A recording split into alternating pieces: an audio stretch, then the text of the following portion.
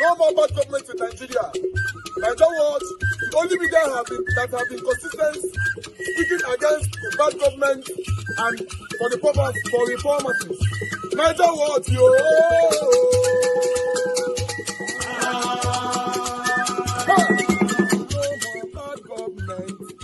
No more bad government. Niger what? No more bad government. Niger what? No more bad government. The only media that have been speaking. No more bad government. The voice of the voiceless. No more bad government. No more bad government.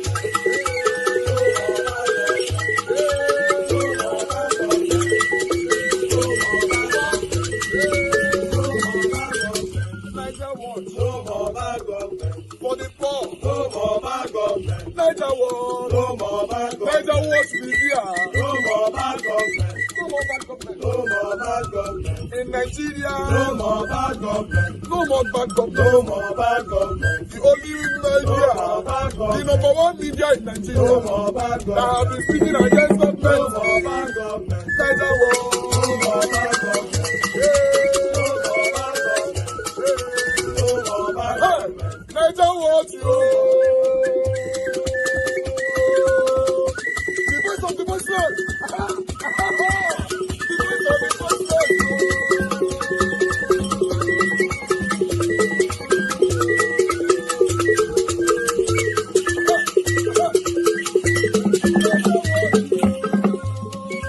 Voice for the voiceless. Voice for the voiceless. Niger what? Voice for the voiceless. Niger watch media. The only media that have been speaking against bad government. Being consistency since 1944. Voice for the voiceless. Voice for the voiceless. Umuwame. Voice for the voiceless. Umuwame. Voice for the voiceless. Voice for the voiceless. Voice for the voiceless.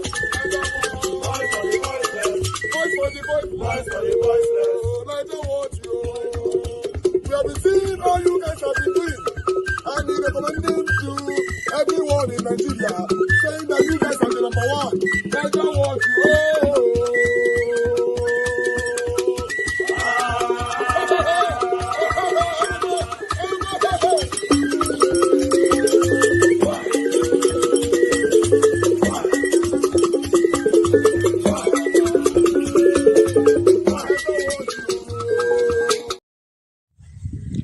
Hello and welcome. My name is Magnus Oraka, and this is Woto TV. Recently the internet has been agog with the character they call Deji Adeyanju. You know, before now, I usually get upset when I see young, educated men who, rather than connect with the realities of our country, choose to engage themselves in baseless sentiments through vitriolic vituperation. Hi, English sweet.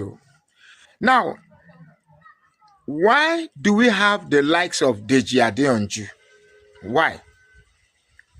Is it because the Yoruba man? Why is people like Adeyanju not able to grow out of this ethnic confinement to the extent that a good man like Peter Obi cannot endear to their intellectual sentiments? The answer to it is very simple: tribalism. Now, at the risk of trying to offend my good friends that are of Yoruba descent, I am short of how to quote how to choose my grammar not to be stereotypic.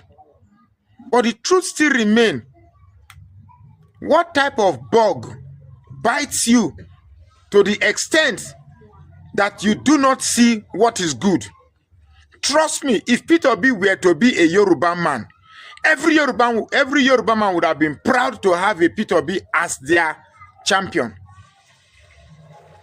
If Peter Obi were to be a Muslim man, every Muslim would have been proud of him, because here is a man that they've searched and searched and searched and tried to find fault. They couldn't get one. They went through his kids his family, just to pick fault. If Tinubu avails himself today for us to find fault, you don't even need to, even in the darkest of night, we will pick fault out. So I am no longer angry. This is Nigeria, where corruption is gradually metamorphosizing into our culture, into a way of life we all accept. But we are going to change it, because Nigeria is the largest concentration of black people in Africa and in the world at large. We cannot be known for the negative images we have been stereotyped with. We must change the narrative that we can indeed provide leadership that can be emulatable by the rest of the world. I know we can do it if only we do not allow the likes of Deji Adeyanju to begin to sell the narratives because he wants you to love Tinubu. In a normal climb, Tinubu cannot be somebody you provide as a character. In a normal climb, certain people in the aim of leadership should be behind bars. Like Obasanjo said, even in the gallows. So, but this is Nigeria. The only reason why we are debating and arguing and allowing the likes and trash of Deji Adeyanju to be talking is because we are gradually getting to a stage where corruption is now appealing. Hey, see that guy? Here's that guy now. That guy na Yahoo. Now in the drive that fine car there. Corruption is now appealing. Our young ones, our young ladies are now fancified. Are now attracted to Yahoo boys. So we are getting gradual to liking what is criminal. Tinubu is a political strategist. The same man who tells you that election cannot be served a la carte. You have to grab it, snatch it, and in all honesty, run away with it. That's the one you are calling political strategist. That's an ideology that you are saying you're going to a lawyer. You are a lawyer. That's an ideology you want to support. It's a pity. My brother, and so we see him. To be honest, it is crazy. See the way Tinubu will skyrocket from 460 something. You go $1,700. Hi, Baba, you go where for half of that with the talk. So Baba still did that 1,700 something. Hi, dollar pounds is 2,000 something. Hi, a party Tinubu. Hey, now what? Anyway, I have articles to read though, but still, I have Mother Deborah on the phone. Mother Deborah, thanks for calling in. I'm going to get to you. Talk to us. Hello, good evening, Mr. Elvis. Thank you, ma'am. Good evening Talk to to us. everyone. Yeah, I just want to say this quickly. What Black person said is exactly the truth. We cannot shy away from it. It devalues the currency. You see, when you have somebody, and this is the danger of having a leader that rigged his way into power, that has a lot of baggages. Of course, he wants to please. You see, this is the danger. He wants to please everyone to remain in power. And now he doesn't mind throwing everybody under the bus, doesn't mind the suffering of his own people to please the World Bank or please the people that want him to devalue the currency. That's what he did exactly.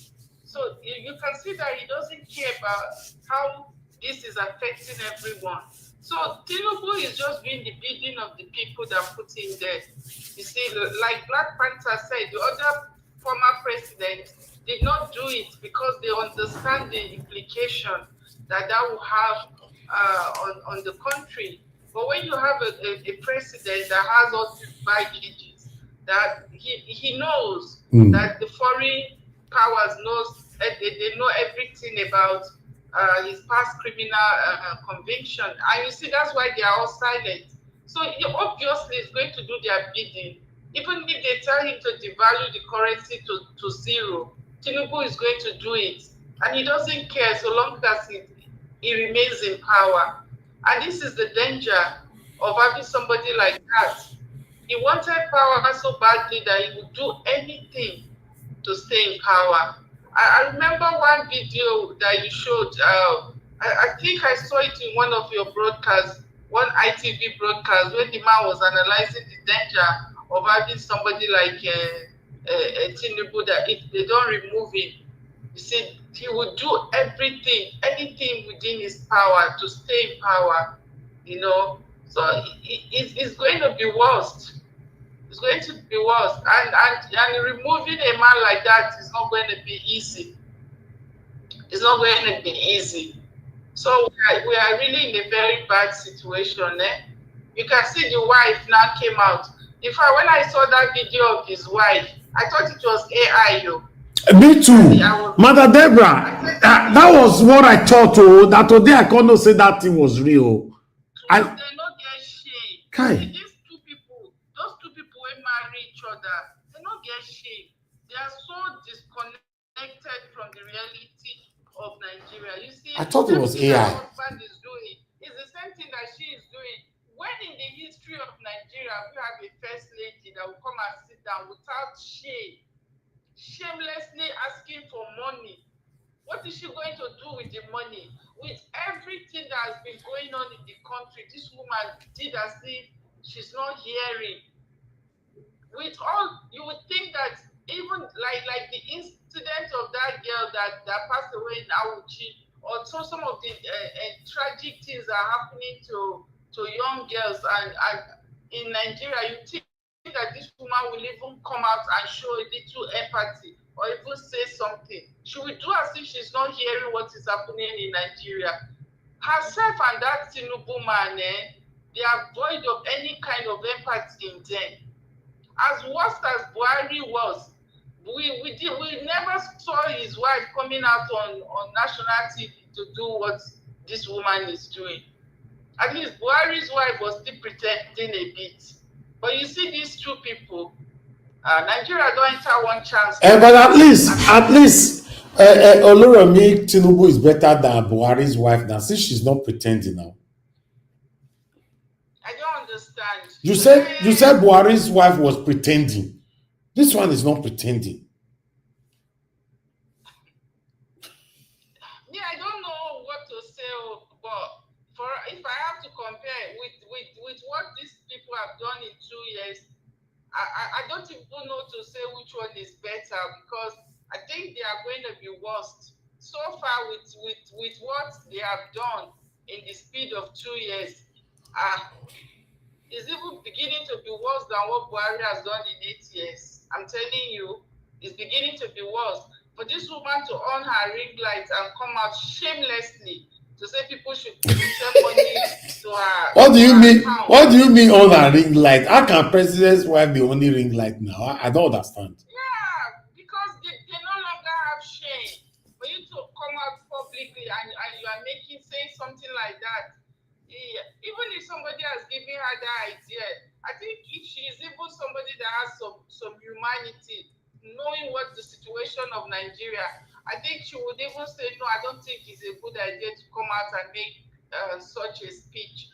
But for her to shamelessly come out on ring light and actually make that statement by herself, just show how delusional she is, how disconnected she is from the reality of the country that she claimed to be first lady of, you know. And it's just a very sad situation that these people, you see, when we were saying all these things, people never listen. But when you have people like this that don't have empathy, all they care about is power and how they are going to enrich themselves. Money is never enough for them. Money is never going to be enough for them. And that is what they will keep exploiting. They don't even mind to raise that country to zero, so long as they remain in power and continue to remain in power. That's just their agenda. They don't care. See, when Tinubu is talking, you don't see any empathy in him. So long as he stays in power, that's all. Even if today $1 to Naira goes to 5,000, Tinubu is not going to bother. He's not going to bother. If that is what is going to make him to stay in power, he will do it, even if everybody is suffering in the country, and he's going to remain in power. Don't forget, if there's one thing that they would love to see, is to really make Nigeria a safe country, so that to really make Nigeria become the very, very poor country. They want Nigeria to, because that serves their own interests. And now you have somebody who is ready to do their duty. So I don't know, but Mr. Elvis, we are in a very, very dangerous situation. And Okay. let me quickly say something about what Datti Baba-Ahmed is saying. As far as I'm concerned, this is not a new. It's not news. We have heard this so many times, and we know that the people who are sponsoring this is the government have been part of it. They all know. Even the El-Rufai that is coming out to say one thing, he too knows this. He has been part of the government, so they all know what is going on. But the question is, what is going to happen? Nothing is going to happen. Even after saying it, a couple of times people have came out. Even that the current vice president, did we not hear something about his own how he too was involved in what happened in the Boko Haram scandal? But they still rewarded him with the post of a vice president. Was any investigation done? Nothing was done. So this is the current state of Nigeria. Even whatever that is said now, nothing is still going to happen. They are all in it together. So sadly, this is the situation of Nigeria, and it's a very, very scary situation. Thank you so much, Mr. Elvis. Thank you, Mother Deborah. God bless you, man. Thank you. Yes, sir. All right. When you see people who live abroad, who have all the privileges to good life, people like Mother Deborah and many of us out there continuously, repeatedly coming out to speak about on what is affecting us in our country, we all need to be applauded, to be honest. It's not easy. Normally, in Nigeria, these people, they don't really care. It's crazy. You know, they're not speaking. Although they speak privately, but they don't want to talk. And the government are not hearing you. The government want to hear you and your pains all over the world. If the government is a good government, even though they don't hear you, they will do the right thing. A bad government, we pretend to hide under they did not complain and we are not aware. Nigerians in Nigeria are not complaining, to be honest. So that Nigeria that you and I are craving for, fighting for, speaking about, how are we going to get it? If 95% of the people complaining are Nigerians in diaspora, why the Nigerians back home are not speaking? Some of them have justified, some people have justified or protected them by saying they are scared, they might fall in trouble. What is wrong in speaking? You're just calling out the government to let them know that you can't feed yourself anymore. You used to eat 3 square meal. You can't eat it anymore. Life is hard right now. Is there anything wrong with that? These guys are not talking. It's crazy. It's really crazy. And this current situation right now is that everyone is now beginning to ask for money. Although they used to, but still, it has increased. It has increased. Prominent people begging you now for money. When I say prominent, yeah, I mean prominent. Yes. I was surprised. One of the people that I have so much respect for coming to my inbox, I thought it was a fake account. Until I have to call and say, I have to greet. Then he explained the situation to me. I was like, wow. This situation is affecting people. And they tell you, you know, they get them. Tinubu. Hey. No, wait. Okay, since we can't do anything, can we join head together to go and beg Tinubu now to forgive us? I believe what the pepper us put now because see, everybody turned against him. Almost everybody turned against him in 2023 presidential election. Yes. Now you go say, I go pepper them. And the pepper never started. From January, when I don't hear the tax way, they say, oh, they pay. Hi. Bahala. ABB. Now go understand. See, life, the way it be so. Although I hear say, they say Tinubu for Lagos, so and I know I had to talk about that in the conference. I hear say they say for Lagos, they don't see light again at all. The light is now permanent for the past 3 months.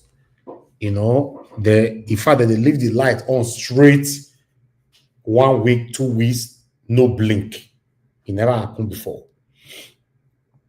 Yes, it never happened before. It's happening now. So I don't know when I'll let go. So when I not still fight me, if he good at the talk, if he not good at the talk. Mr. Elvis, please don't mention that. I beg you. Okay. Don't mention that. The light is on for 1 week, 2 weeks, 1 month, 2 months. That's not standard. Let the light be there for a full 1 year.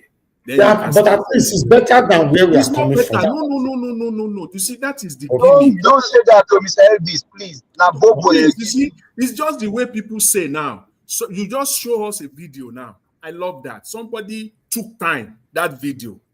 It was tiring to me, but at the middle of it, I realized that it is very, very important. From 1973 or thereabout, year by year, the rate of dollar. That's how they just scam Nigeria. Somebody came in, he met dollar at about 400 naira plus, took it to 2,000. Now it came to 1,005. People will be saying that, oh, it is better. How could it be better? You see the mentality. Oga Jonathan, thank you very much. You see, what Nigeria just said now is what they use in campaigning. When you say, oh, at least they bring them for 1 week, you are campaigning indirectly for them, because 1 week is not a permanent solution. Thank you. It's not a permanent solution. So when they say 1 week, they have done nothing. If you say 1 week, they have done nothing. Let me even add this. The country where you and I live, the country where we live, I mean, by God, we have been here now for some years now. Light, no blink. The people here, are they robots or are they human beings? Can't we have the same thing in Nigeria? It's a campaign strategy. Tinubu know what he's doing. A campaign strategy, I beg. Don't sing his praise. Campaign strategy, thank you. Somebody asked me a question where it makes sense ever. He says, since you returned from Lagos, is it up to 3 months? That one is true, sir. That one knocked me down. That's true. So it means if is telling me now, say if you want to do your calculation, go start from that side. That means inside the 3 months you were in Nigeria. Thank God will bless that person. God will bless her. Because you know when you leave Nigeria now, you know 3 months you come from Nigeria now. So which 3 months be that? Like God will not bless this, my brother, for me. He says, since you left Nigeria, don't reach 3 months. Okay, Mr. Jonathan say if light is getting better, we'll not talk about Madarita now the verse for comment section. You know, say she knew come from Nigeria. She say lie, no day. Madarita not be near the talk. Oh, not say na Benin, now you go. They say for Lagos. Osesmon, where you say it's straight for. She come by and tell us. I don't think she go here from Lagos. She can't tell us for here now. She's saying Nigeria is darkness, Madarita, that lie. And I've been in Igora, now you stay. We are talking about, town, not be Igora here. Anyway, hi, voila. Tinubu. But at least if something is good, more not talk, Mr. Jonathan. May your be perfect trend for it's not good now. What's it good then? Now they give you like for 1 week. What's it good? Nothing good here. Talking about You come out for Lagos, you don't need 3 months. They give 1 month and 1 week light. When you do for Nigeria, they not give you 7 days non-stop. They not give you 4 days non-stop. Even if they give 3 months, it is still not good. Don't know what we're talking about. If they give 1 year, it's still enough. If they give 1 year, it's not rich. If they give So 1 year, now Lagos can't be Nigeria now. Now Lagos be Nigeria, be. I wonder. I said there. Okay, Mona no verse. Mona no verse. That part I know I don't say go offend you. Mona no verse. La what? Tinubu. Anyway, let's take my article so we can start talking. La what? What a country. Anyway, on the one you have right there on the screen, you can see that breaking news: controversial Nigerian police spokesman Muyiwa Adejobi removed from office, transferred to Delta Command.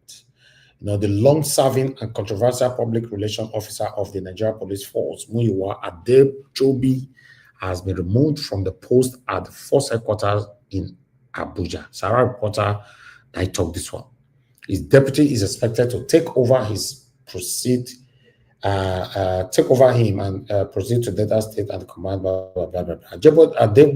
Adejobi, you know, easy to pronounce. Adejobi, who for years served as the public face of the police force, leaves behind a trail of scandals.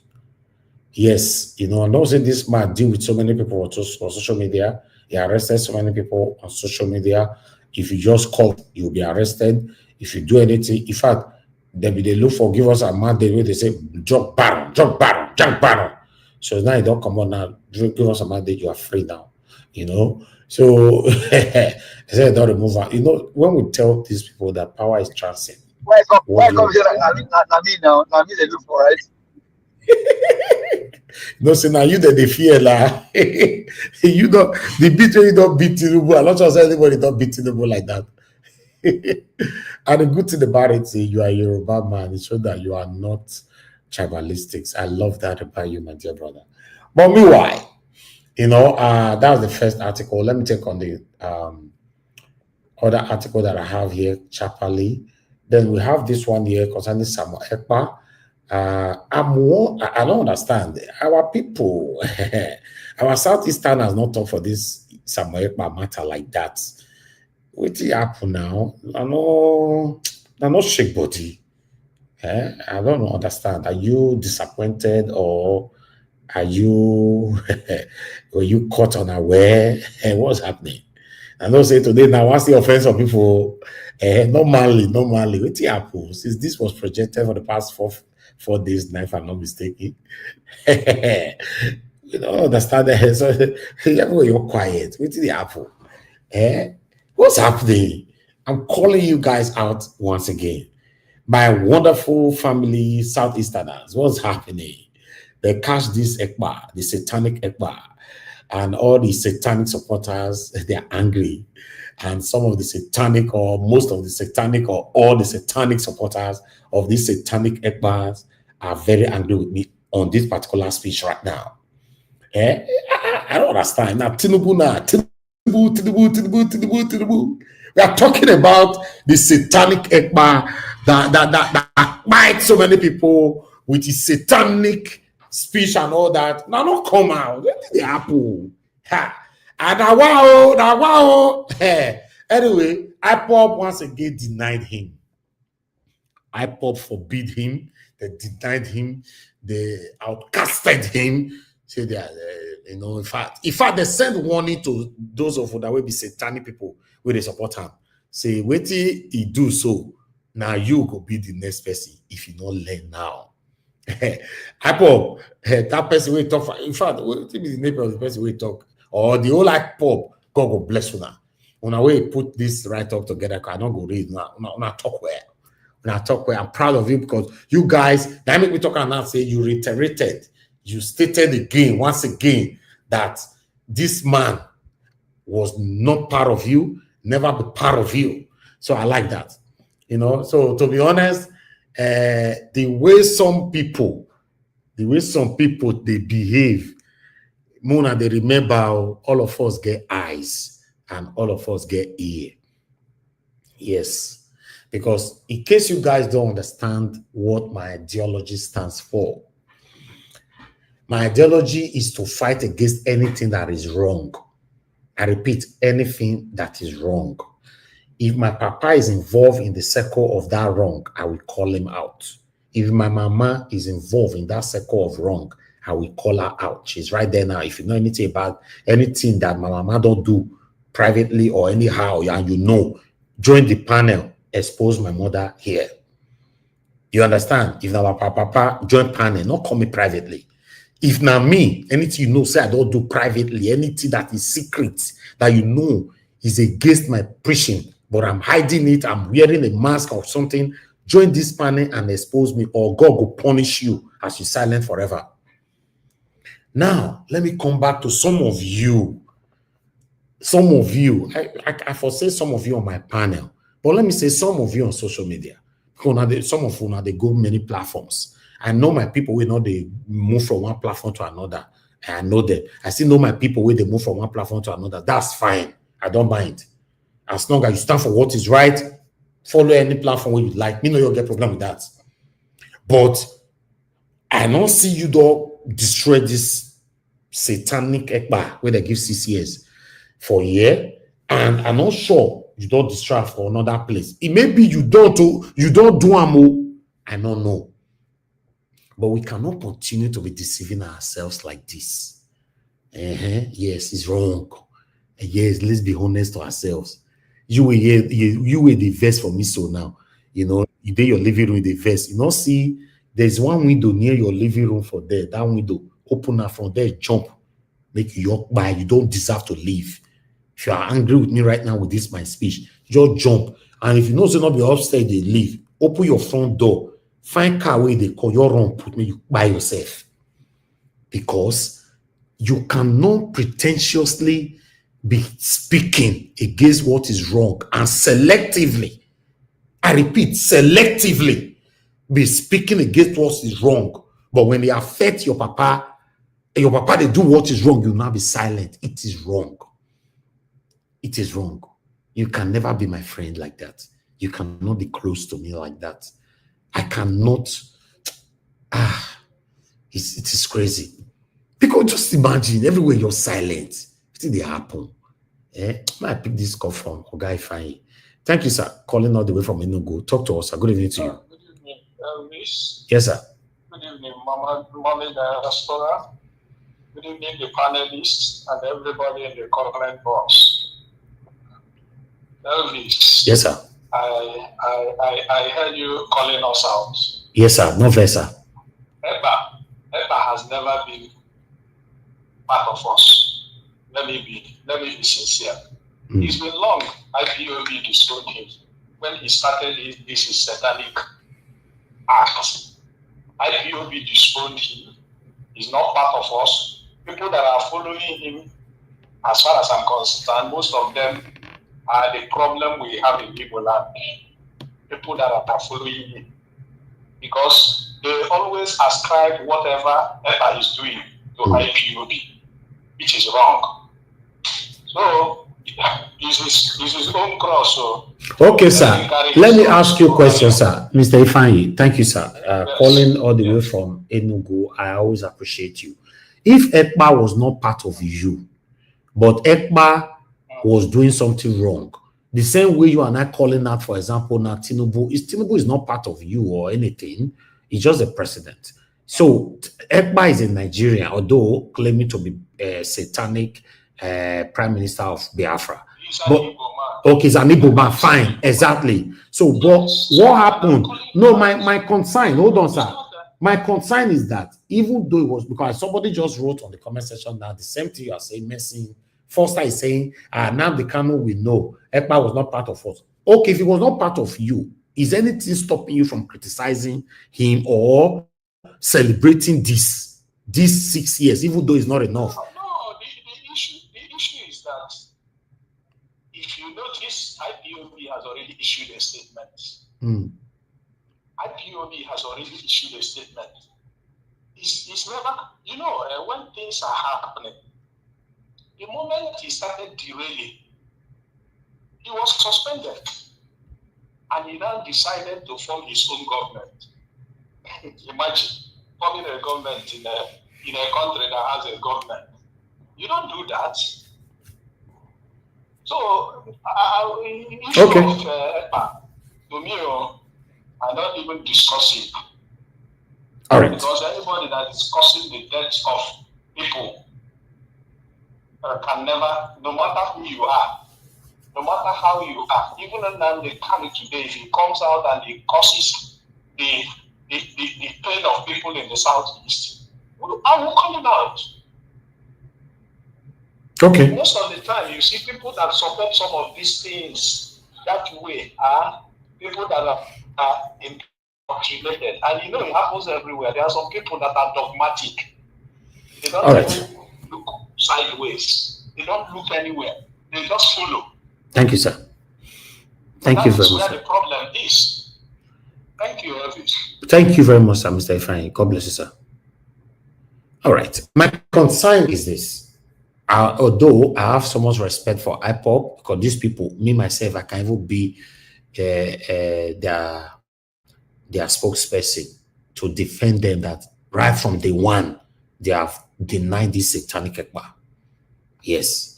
But as the door arrest them, at least we're supposed to see one or two persons to talk about it. Why? Like this comment that I saw a comment just now. Okay, God's grace. You said many of them are secretly supporting ekpa, killing his people and all that, blah, blah, blah.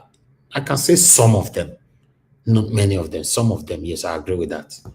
You know, and I notice also, because there's another platform where some of my watchers sent to me, some people that is very, very outspoken, when they were contributing to this ekpa situation, automatically they were not stammering, they were not blabbing, like, you know, ekpa is, ekpa was just, and these people, you know, I never know them to be stammering when they are talking before.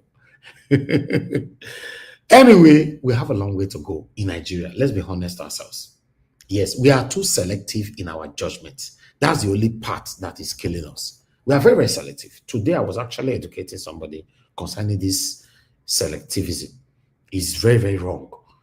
As long as this person is dear to you, then either we stay mute completely or you stay away from the panel for the next 78 years until the matter is totally down, then you not come back.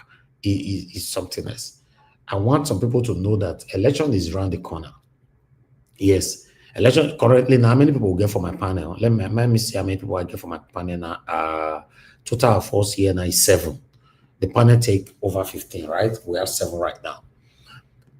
Once you get to election, for the first time I will do this, by God's grace, God to keep all of us alive. Or anything that is, apart from election, anything that is a breaking news and all that, once it gets to that time when the platform is packed, I'm going to be selecting and bringing people to the panel. Yes. Because I cannot prioritize you, even though you come first or third. I can't prioritize you over somebody that have been with me, for example, all this while. Rain or sun, they are always here with me. So that person will be on the backstage. You will be on the panel. No, it's impossible. When it comes to that time, if I already accepted you in, I'll put you on the backstage without no apology. I'll bring somebody that is always here with me. Rain, dry, sun, or whatever. I'll bring the person in to speak to Nigerians. Thank God now that social media, those of you that were looking down on social media years ago, you are beginning to understand now that social media has surpassed not just Nigeria or Nigerian government or Nigerian news media or whatever, but have surpassed the whole world. Yes, everything we are saying here, there are prominent individualisms listening to you right now, listening to me, and also here. When it comes to that time, yes, when the panelist is loaded, as my brother, you're talking so, I'm going to be selective. Put you, say, sorry, with all due respect, we'll not see you. We don't know where you did all this, why. If not the person that kept this broadcast going, who will keep and wait for you? Nobody now. That's the truth. Some of them will say, no, Nigeria matter, you tire me. Allow. They see you for different platforms. No, say I have lots of watchers.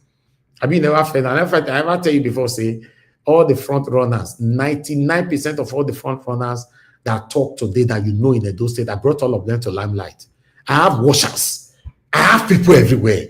If I say gay, they go tackle you.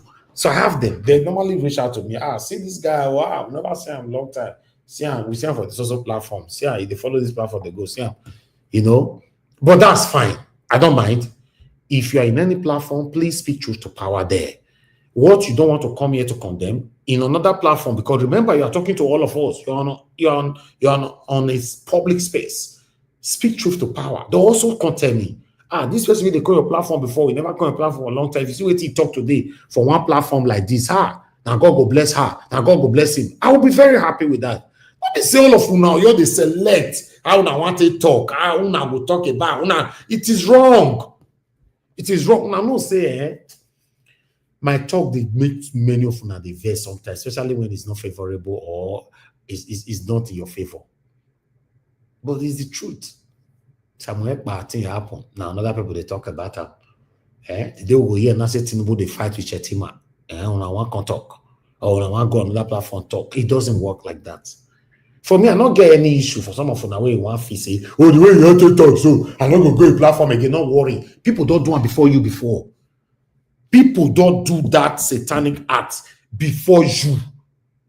Before your existence. People don't do it before. Today, many people don't know whether those people still exist anymore. Many people on my spectators don't even remember the names of these people anymore. Because the more you are absent, the more people forget you. In your mind, I mean, they do favor. Yes, the only thing different between you and I'm privileged to have the platform and I have the voice and I have the audience. As you know that it's difficult to build audience. Many of them don't go try, make you build by yourself, make you for fight Nigerians. You see enter house, you not fit. You understand? You have to be consistent to build audience. Yes, and my audience believe in me that I speak truth to power. I'm not interested who is going to be upset. I say it how it is. Yes. Please, let's learn from this. It no matter if now your papa, now your mama, now your wife, now your husband, now your children, now your best friend, now your grandpapa, now your ancestor. If they are doing anything wrong, call them all out. Good morning, good afternoon, good evening to every one of you. I appreciate you all. Mother of all, Mom Diaspora, good evening to you, Mommy. Thank you very much for always being there with me. If I'm here, and Mother is here with me 24/7.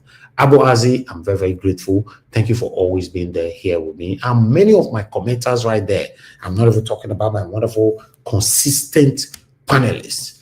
Yes, no matter 1 week, I have panelists that no matter how the week will tight reach, they will be here with me. Even though not be every day, but that 1 week not go pass. So you don't see their face, putting their voices out there to say how the country can be better. I appreciate every one of you, my people. I God bless you now. Ikechukwu, my brother, thank you very much. Good evening to you. Thank you, Pamosa. I appreciate you. Thank you, God's grace. I appreciate you, Madam Rita, Isaac. God bless you all. Thank you, Madam Ahmed Bright, Mercy Foster. God bless you all, my people. Thank you, Patricia Nofel, my dear sister. I can see you. Thank you very much, my wonderful people. I God bless you now.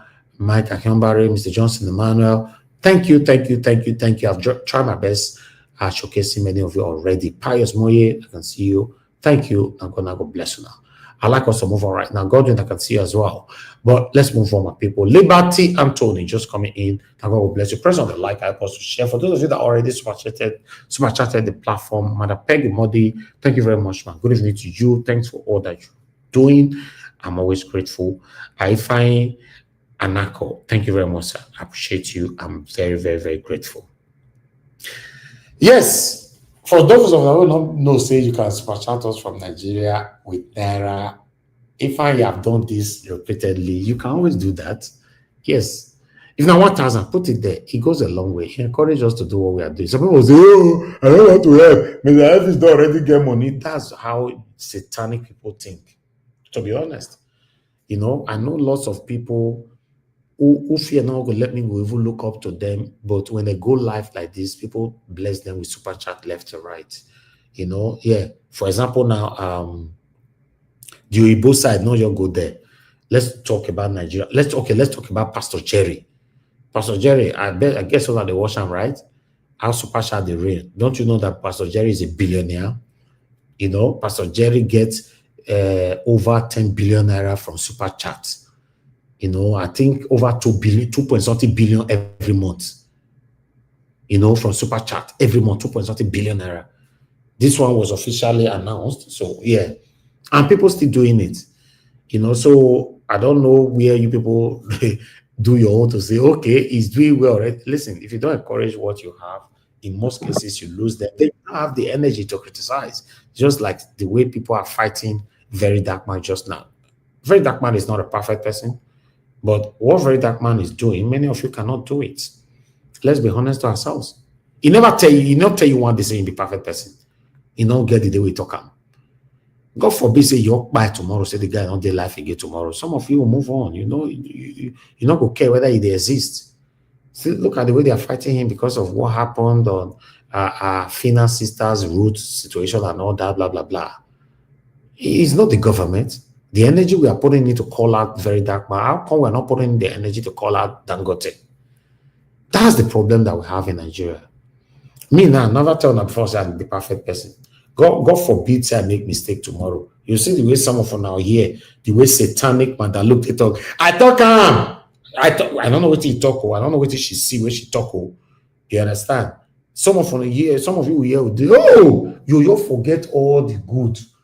Only that one you go hold on tight. Say, bring her come we eat them.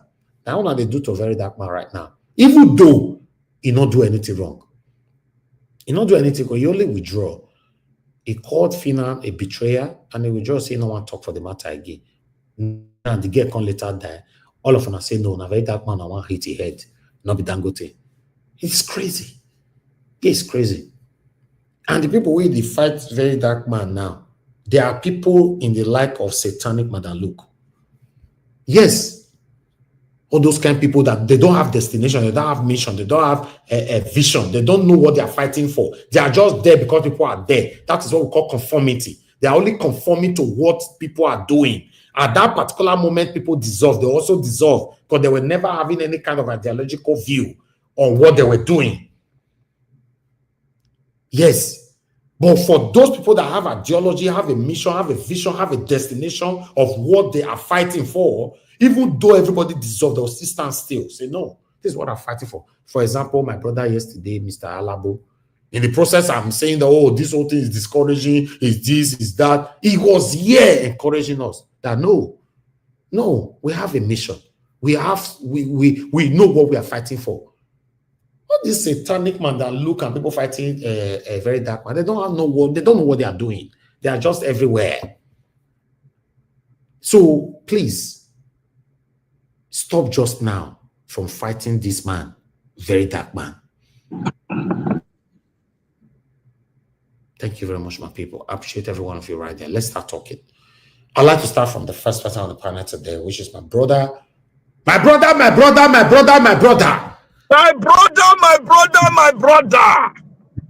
It's getting hotter, Abby. It is hot. Make you not let her burn your hand, though. Always wear hand gloves. Secured one. I thank God for Mercy Johnny. Okay, Jonathan, I'm a Lola. So I want to thank everybody. I've been listening when I was even driving. I've been listening to you people all throughout yesterday, day for yesterday. Thank you very much.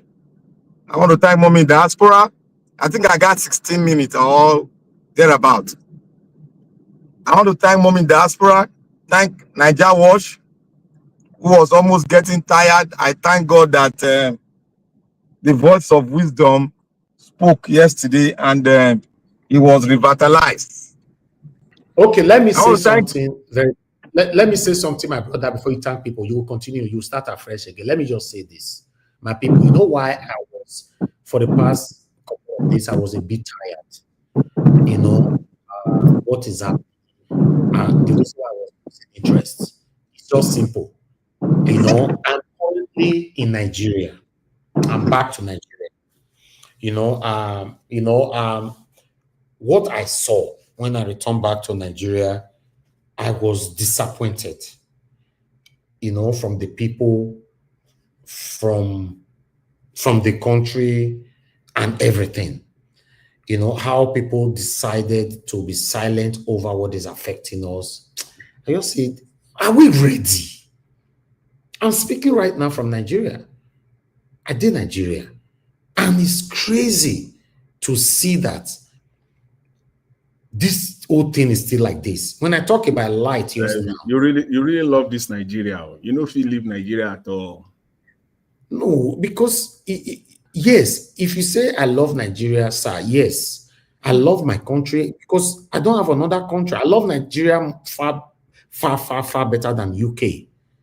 But I'm grateful now. UK and I build my life, but I want Nigeria to be better like that. I want us to have the same country, you know, that you and I can be proud of. That's why I'm doing what I'm doing. And apart from that, I have invested in this country. I want Nigeria to work. You get people when they talk say more scatter, more destroy, more do. Many of them don't get spoon for Nigeria. That's just the truth. They don't get spoon. So as I come Nigeria, wait till I see my people, the thing shock me. I just say, God, what will be all this thing? You know, I want Nigeria to work. Look, I did my office for Nigeria. I mean, I'm seeing it. I know my office for Nigeria now. I say I did my office for Nigeria. You understand? So it's crazy to see that we are just like this. Nothing is working. Nothing is working. Okay. People are not. So I lost interest. That make me talk calm, not because of another thing. But I need people like Alabo, people like Black Panther, and many others to revitalize my belief. Say, no, we can do it. Then you not think back to say, oh, not true. Okay, let me come back. That's why I give that credit to my brother Alabo. Thank you, Black Panther. Black Panther, before you move on, I beg, hold on. Mr. Ifeanyi is calling back. Sir, you are calling back. Quickly talk to us. Yes, sir. So sorry. I just wanted to tell you that Dangote truck killed people in Enugu today. You see? You see? People in Enugu Port Harcourt Expressway, in Four Corner in Enugu. This one. Another one. So it's still happening. He crushed about 3 vehicles, 1 private and then 2 buses. All right. Thank you, sir, for the information. God bless you. You see? Black Panther, talk to us. Talk to us. Thank you, my brother. Yeah, I want to thank you, thank everybody, and we bless the name of the Lord. And I have to use this opportunity to say, last month, during the end of last month, we lost the 18th Indigenous Inspector General of the Nigerian Police Force, who happens to be my uncle, and the person of Arase Egiato. Yes, very died sad. August 31st. That's the first Inspector General coming out from the Edo Benin side. And then we lost a great man. He died at the age of. What's the name again? What's the name? Egiato Arase. Okay. Solomon. Solomon. Just Solomon. Maybe because you know he's more popular with Solomon Arase. Solomon Arase, yeah. Oh. So you know, he just was sick. He's sick, and he died in Abuja. And it was a great loss. He died in the early ages, 68 years old. So I want to seize upon to which to say it's a very big loss to the Edo Benin Kingdom, and a big loss to our home family. And I want to say, he's from Edo State. He have a very, very good name. Yes, very strong name. Very strong, and very straightforward to the core. I want to thank the entire people, and I want to say his great soul rest in perfect peace. He was a great man. He was a man that taught a lot of beneath the Edolite, a lot of things. I want to say here today, Nigeria is getting hotter. We have no other countries. Anybody that said, I'm tired of Nigerian solution, I'm tired, you are just telling yourself that you are homeless. That is what you are saying. You are homeless. And you are telling yourself that, oh, I can't do anything. If the South Africans they lost almost 200,000 plus during the struggle of apartheid, more than, and they got it at last. Do you think it's very easy to get something that is taken from you from those that have stolen a lot from the country. It's not going to be easy. A lot of countries are into what we are today, Venezuela, Colombia, and so many countries are into it. They are fighting. They've been strangulated, and you know, a lot of things happening. And the Nigerian place is that they just started, and I thank God we are giving them bumper to bumper, despite the political space. The diasporans are giving their best, and this is the best. But we have to push further and take off our suit, our cap, wear the short pants and singlet top to fight this fight to the end. And I want to start by saying, you see that the first lady you have. Look, the woman is like the husband. She doesn't give a hook, sorry for my language, about anybody.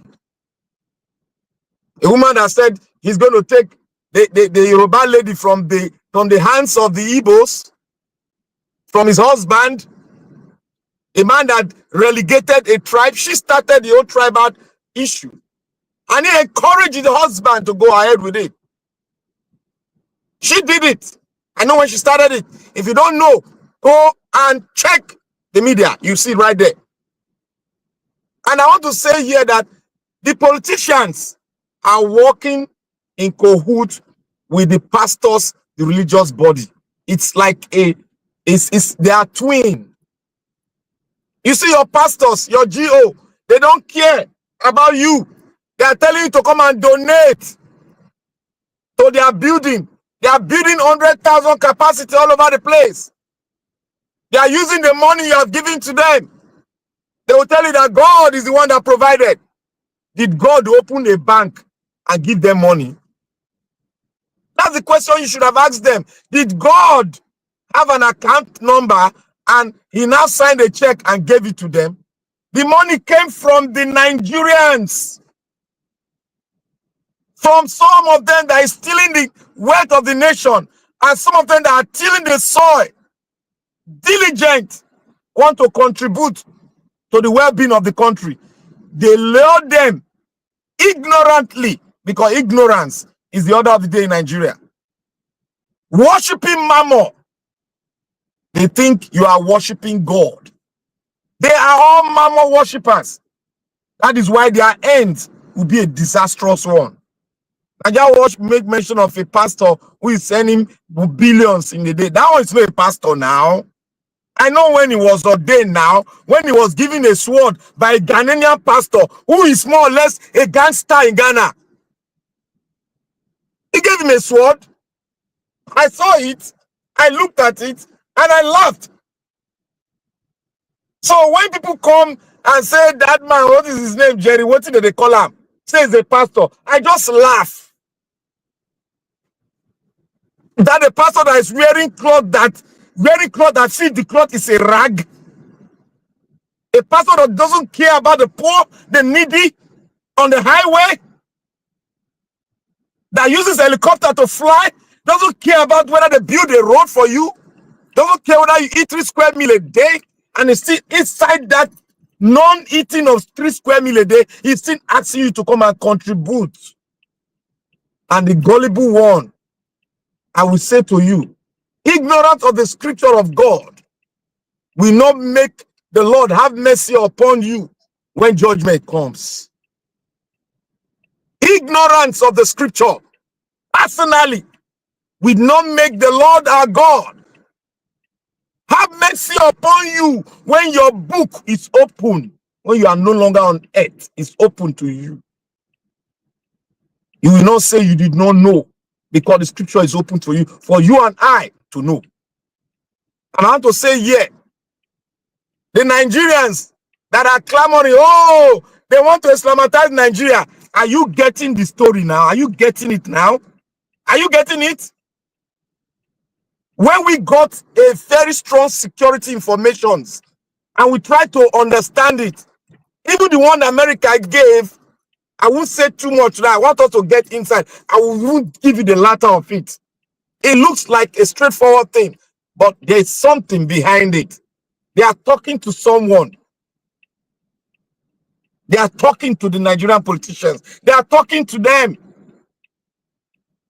I said it here that they are not going to Islamatize you. What they are doing is what you are seeing today. The vice president of Labour Party, who was vice president to PO, he has said it all, and we said it here. Galadima said it. Galadima said it. All of you were you just overlooked it. Galadima said it. You all overlooked it, and you all thought, oh, it's nothing. The vice president is telling you the genesis of what came up in Nigeria and what is happening to it now, the genesis of it all. I said they're after your mineral resources, they're after everything that makes that land good. That is why they told you people, the economists will come and explain to you now. If you like, keep a deaf ear, but listen carefully. Listen carefully.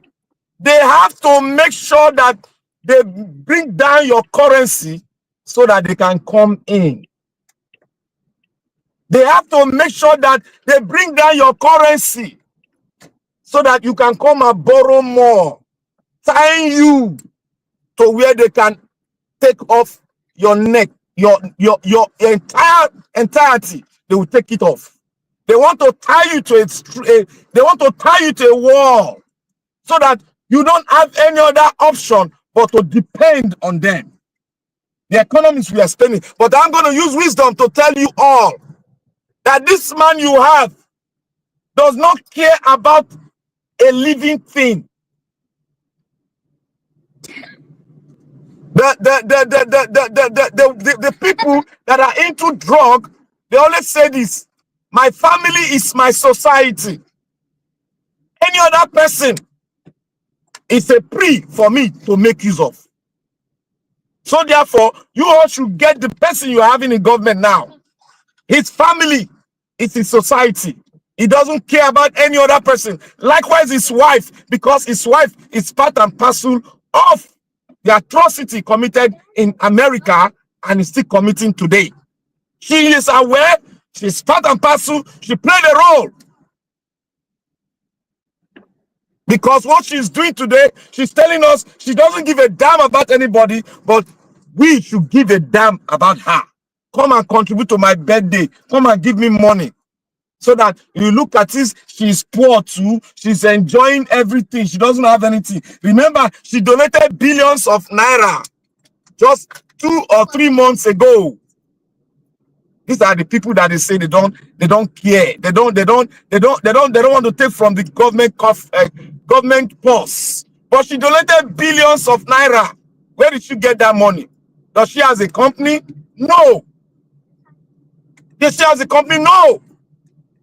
Nigeria is in a dilemma. We have to fight, and we can fight. If we fight, we'll get it back.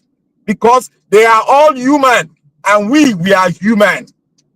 Human being cannot be boxed to a place. If they box us to a place, we will always prefer a solution to come out of that box and be victorious. And that is what we are doing today.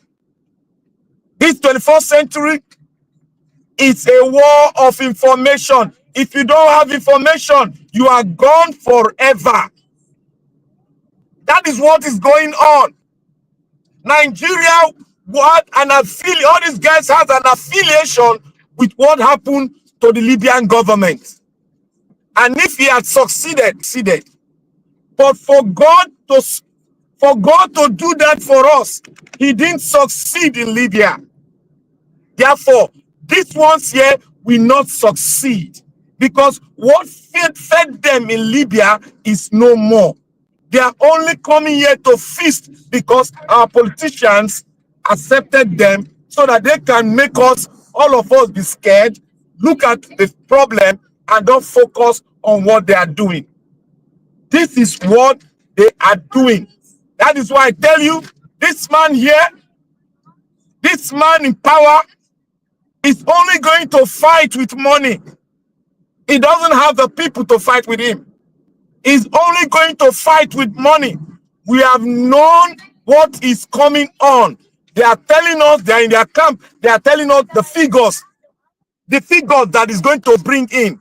Now, my people, this is the schematic. The West has a hole. It doesn't have a grip of the entire West. If you think so, you are just joking.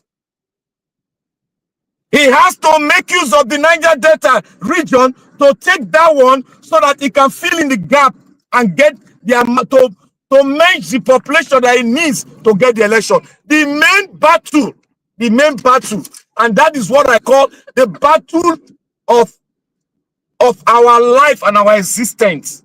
The battle is going to be in the Northwest and in the Northeast. The middle belt, he cannot get that middle belt. No way, he cannot get it. The East, he cannot get it. Obi is coming with a block vote. I can bet anything on that. But what we should know, this man only know the application, and the application is money. I said it here, that he was bringing money into the airspace, the internet, and those in the Western world, our brothers in the Western world, and those who are roving around campaigning for him, he has pumped the money. Every of you have noticed it. Now, in the East, in the Northeast, and in the Northwest, that man is going to pump a budget of so many African countries into the North. That is the only thing, because he has no leg and footage in the North. Forget that about all these people that are campaigning nonsense. It's rubbish. He has no footage in the North. All he wants to do is to pump the budget of 4 African nations into the North. You will soon hear it. You will soon hear it. I brought it up because I'm not just speaking. You will soon hear it, and you will soon notice the fight. What we should do, we should pray, we should stand our ground and form alliance with our brothers in the North. We need that, and educate them more. We need to join hands together and do this thing together. If not, if he stays in power for another 4 years, my brothers and sisters, that is going to be a long fight of Armageddon. The longest fight ever. You can see what's happening to Venezuela. It's impossible to remove the president. You can see what is happening to Colombia, despite sanction on them. But Colombia is no longer Colombia. Venezuela is no longer Venezuela, because authoritarianism has taken its force on it. So Nigerians, if you think you can be tired, I'm tired, I cannot talk, Nigeria problem is giving you an headache, then you don't have a home. You are more or less like the people that they drove into the wilderness. You are more or less like the Israelites that were roaming around Israel in wilderness. They were asking God, why did you bring us here? We want our own land. God has given us our own land, and you said you are tired. You can't. Nigeria problem give you a headache. Do you think the land you wear today, people did not fight for it? And speaking to the diasporans, we need to come together in a formidable block and have a standard on how we are going to approach these issues. If we don't have it, we are going to be smoked down, and it's going to be a long road. For we to shorten it, we have to come together now. We have to come together. This is the option that we have. The only option that we have is this election in 2027. This is the option. If not, we are going on a long stretch that even our own people that will inherit this, it will take them long years to take it over. So I beseech every one of us, if you want to listen to what happened, how they brought about all this insurgents into Nigeria, go and listen to the interview on China's television. What the man said, a Fulani man that was vice deputizing for Peter Obi, he said it all. That was the truth, and the truth, but the truth. That was what happened, and we all should try and think and gather together with everyone that is having a like mind of taking Nigeria back, irrespective of where we come from. We are one. We have been together. We have been adopted. We have stayed together. We are now brothers and sisters. Let us forge ahead. It is not Black Panther that is talking, no. It is our country. If you think he is lying, go and listen to Buba Galadima 4 years ago.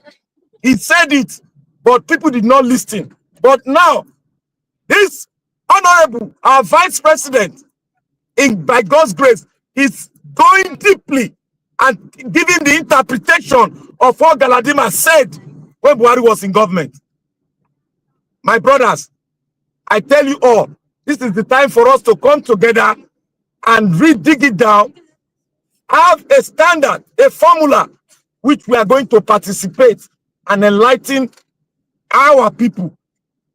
I call it no holds barred. We must be in the battlefield, directly or indirectly. Like what my pastor will say, where your leg cannot go, let your money speak for you. Let your money be the outstretched hand to finish the battle in Nigeria. It is a battle, and it's our battle. It is our cross. Nobody will carry that cross from us. This is the time we are fighting for our life, and we have to fight and finish and take the power back. This is all I got to say. May God bless us. Continue to talk. Thank you. All right. Thank you very much, my brother Black Panther. Thanks for that wonderful submission. I appreciate every one of you right there, my people. God bless you. Press on the like, help us to share. We can move on to Mr. Jonathan. Mr. Jonathan, when you finish with your submission, Mama Esho is the next person. I want to get busy for the next 20-30 minutes. You know, please, okay. Mama Esho is the next person before give us a mandate. Thank you, Mr. Jonathan. Please have the floor. Thank you, sir. Okay. All right. Thank you, Mr. Elvis. I greet you once again. God bless you greatly. I greet my fellow panelists. God bless you all abundantly. I'm on the Diaspora once again. You're welcome. I greet you. God bless you greatly. And all the commenters, the callers, I greet you all. God bless you all greatly. You're all welcome. Yeah, let me just say this. You know, Madam Deborah said something. I just want to quote what she said. The statement that I agreed with 100%. With respect to Madam Tinubu or the Tinubu family. He said money is never enough for them. Money is never enough for them. That just says it all. That said everything about them. And my brother also, Black Panther, he said something again that I agreed with 100%. You know, these are coded statements that they are very, very pregnant. He said the pastors or religious groups are working in cohorts with the politicians. If you don't believe that, well, I'm sorry for you. That is our situation in Nigeria. The pastors, the religious leader, they are in. You know, she said they not they talk for waiting they have affect us. Not Mr. Jonathan. You know, she said these pastors they stay mute. They stay mute. In fact, that statement alone is a topic that we can deliberate on for hours. They are in court, and we cannot rule it out. That's one of the major reasons why we are where we are today in Nigeria. The role they are playing, and they are playing it effectively. They are playing that role passionately because of what? Self-preservation, preserving their empire at the detriment of the Nigerian people. That's just what this is all about. Nothing else. Individual self-preservation is not even about group or even their church or their congregant. It's not even about that. It's just only about one single man preserving his empire, each and every one of them. That is taking the country nowhere. Absolutely nowhere. And let me say this on Sheun's interview with Datti Baba-Ahmed. First, before I come to that, you know, on Remi Tinubu, you know, this is this is a woman asking for donation. But lest we forget, this is also the woman who said that our family is rich. They don't need Nigerians' money. Don't let us forget that. If not that Nigerians are just, many Nigerians are just psychophants. And as they called Nigerians, they characterized Nigeria that they are daft.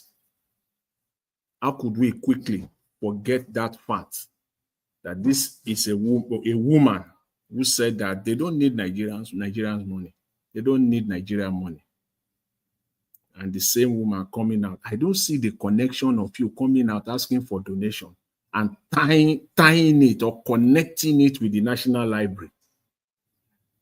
When you just look at it, the whole thing just stinks. It smells.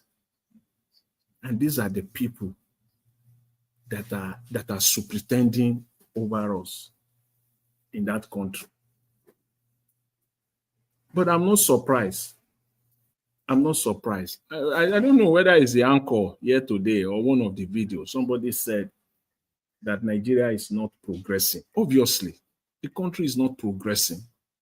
The country is not progressing. The economy of the country is not progressing. It is clear. It is obvious. Nothing is working. And when you look at it, the man that is superintending over that nation today, Mr. Tinubu, this man has never worked in his life any legitimate work. So how do you expect him to have even the list of ideas on how to move the country forward? He has never worked legitimately in his life. Where can we say that Mr. Tinubu has put in 1 million, 100 million, 1 billion naira that he has invested today, that he has turned it around? If you know any, please let us know. So when we say he is clueless, we are mindful of what we're saying. So when you see a man like that with many political sycophants and criminals coming out, spreading lies about him, I don't know how this country is going to move forward, how the country is going to progress. A man that has no pedigree of any kind, where he has actually turned something around in his life. And it's the one that is leading us. So we have a long way. I like the video of that guy who was talking about dollar naira from 1974 or thereabout up to 2025.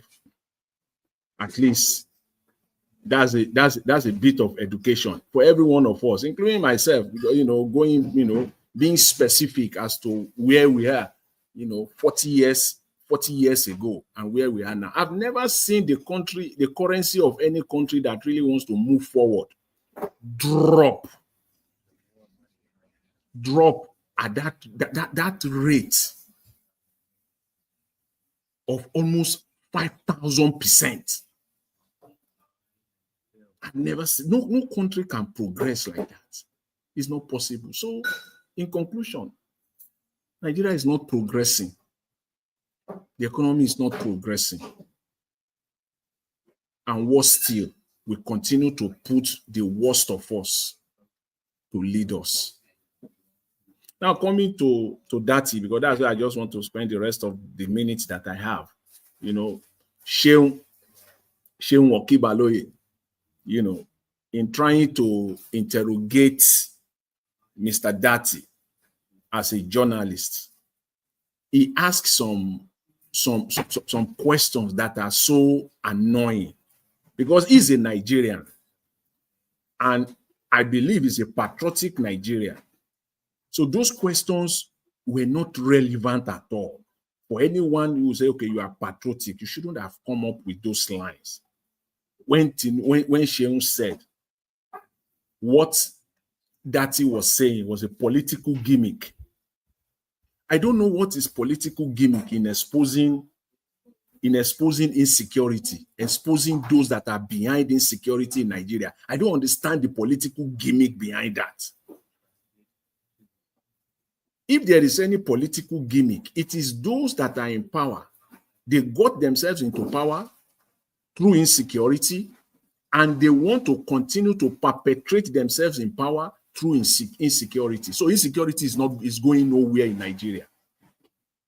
It's absolutely going. And Datti have a lot to say. He still has a lot to unveil. And I know that in the coming days, weeks and months, a lot will still come out.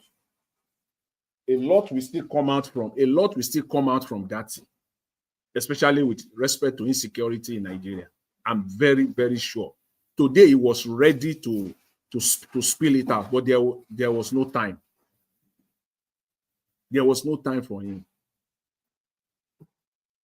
The idea that Sheung was trying to put out there in that interview, that Datti was trying to make inference to the fact that El-Rufai should be arrested. No.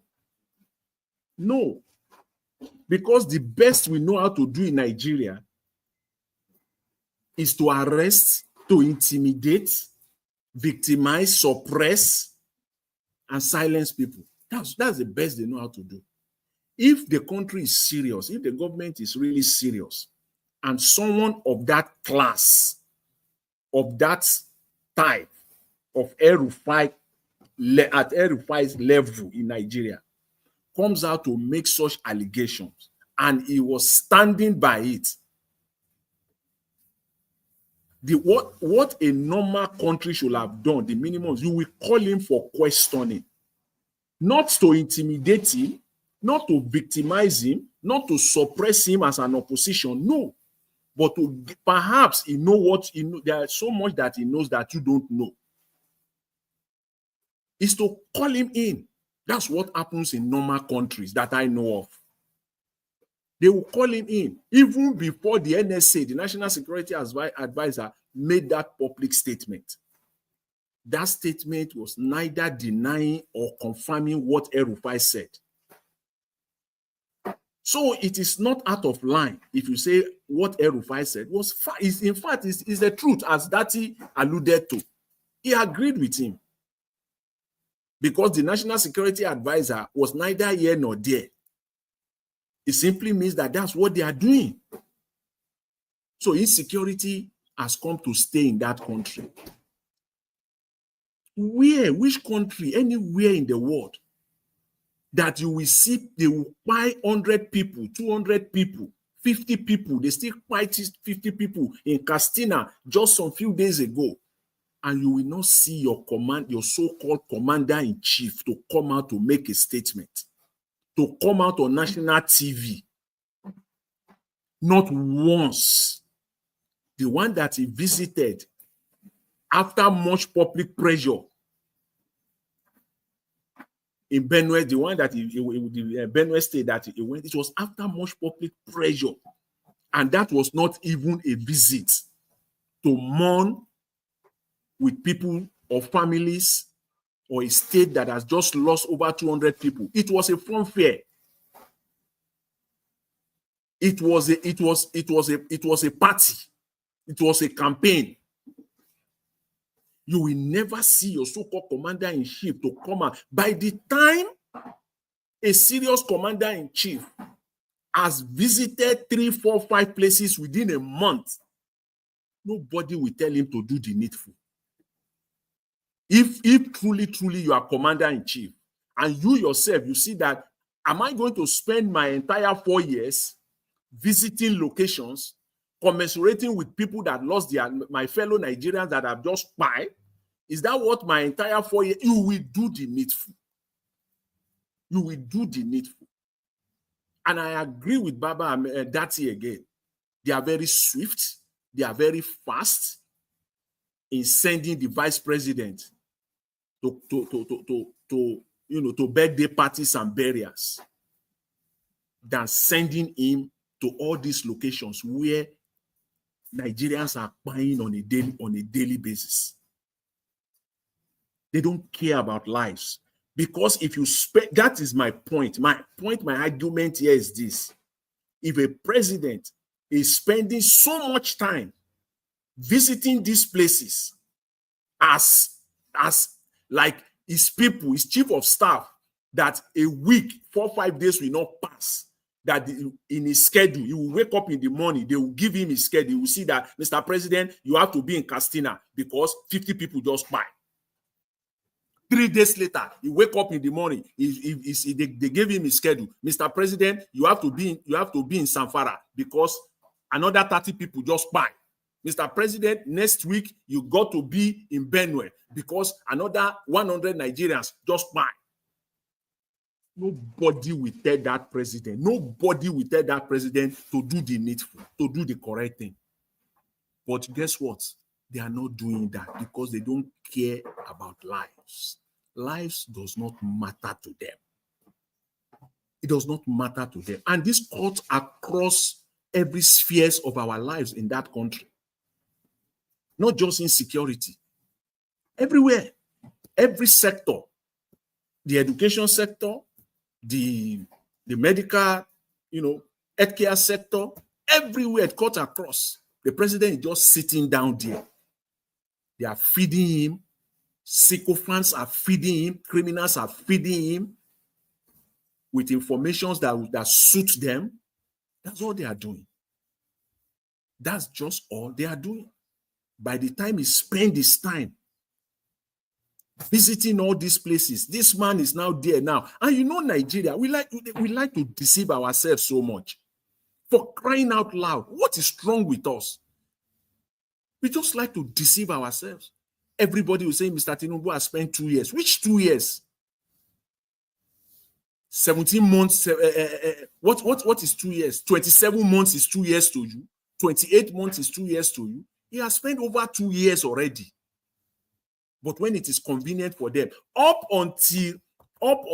guarantee you, up until the May. Okay, Jonathan. Just 1 second from your minute. Yeah. Nigeria has a national library which is yet to be completed. It's right in the heart of Abuja, right there, beside the tallest tower in Abuja. Nigeria has the national library. They have it. They have the national. It's yet to be completed. She's just playing fraud. She wants to fraud the country now, the people now. That's what she's doing. And they have a national library yet to be completed. But they can set aside 20 billion to renovate the vice president house. Another 39 billion for the conference center in Abuja. But the national library. So you can see the misplacement of priority there. When we say they are clueless, in fact, it's an understatement. These are not the people that should be superintending over us. The worst of us are the ones that are leading us today in Nigeria. So unfortunate. I will leave it out there for now because of so that I can allow other panelists to give their submission. Thank you, guys. Mama Echo, you have the floor. Thank you.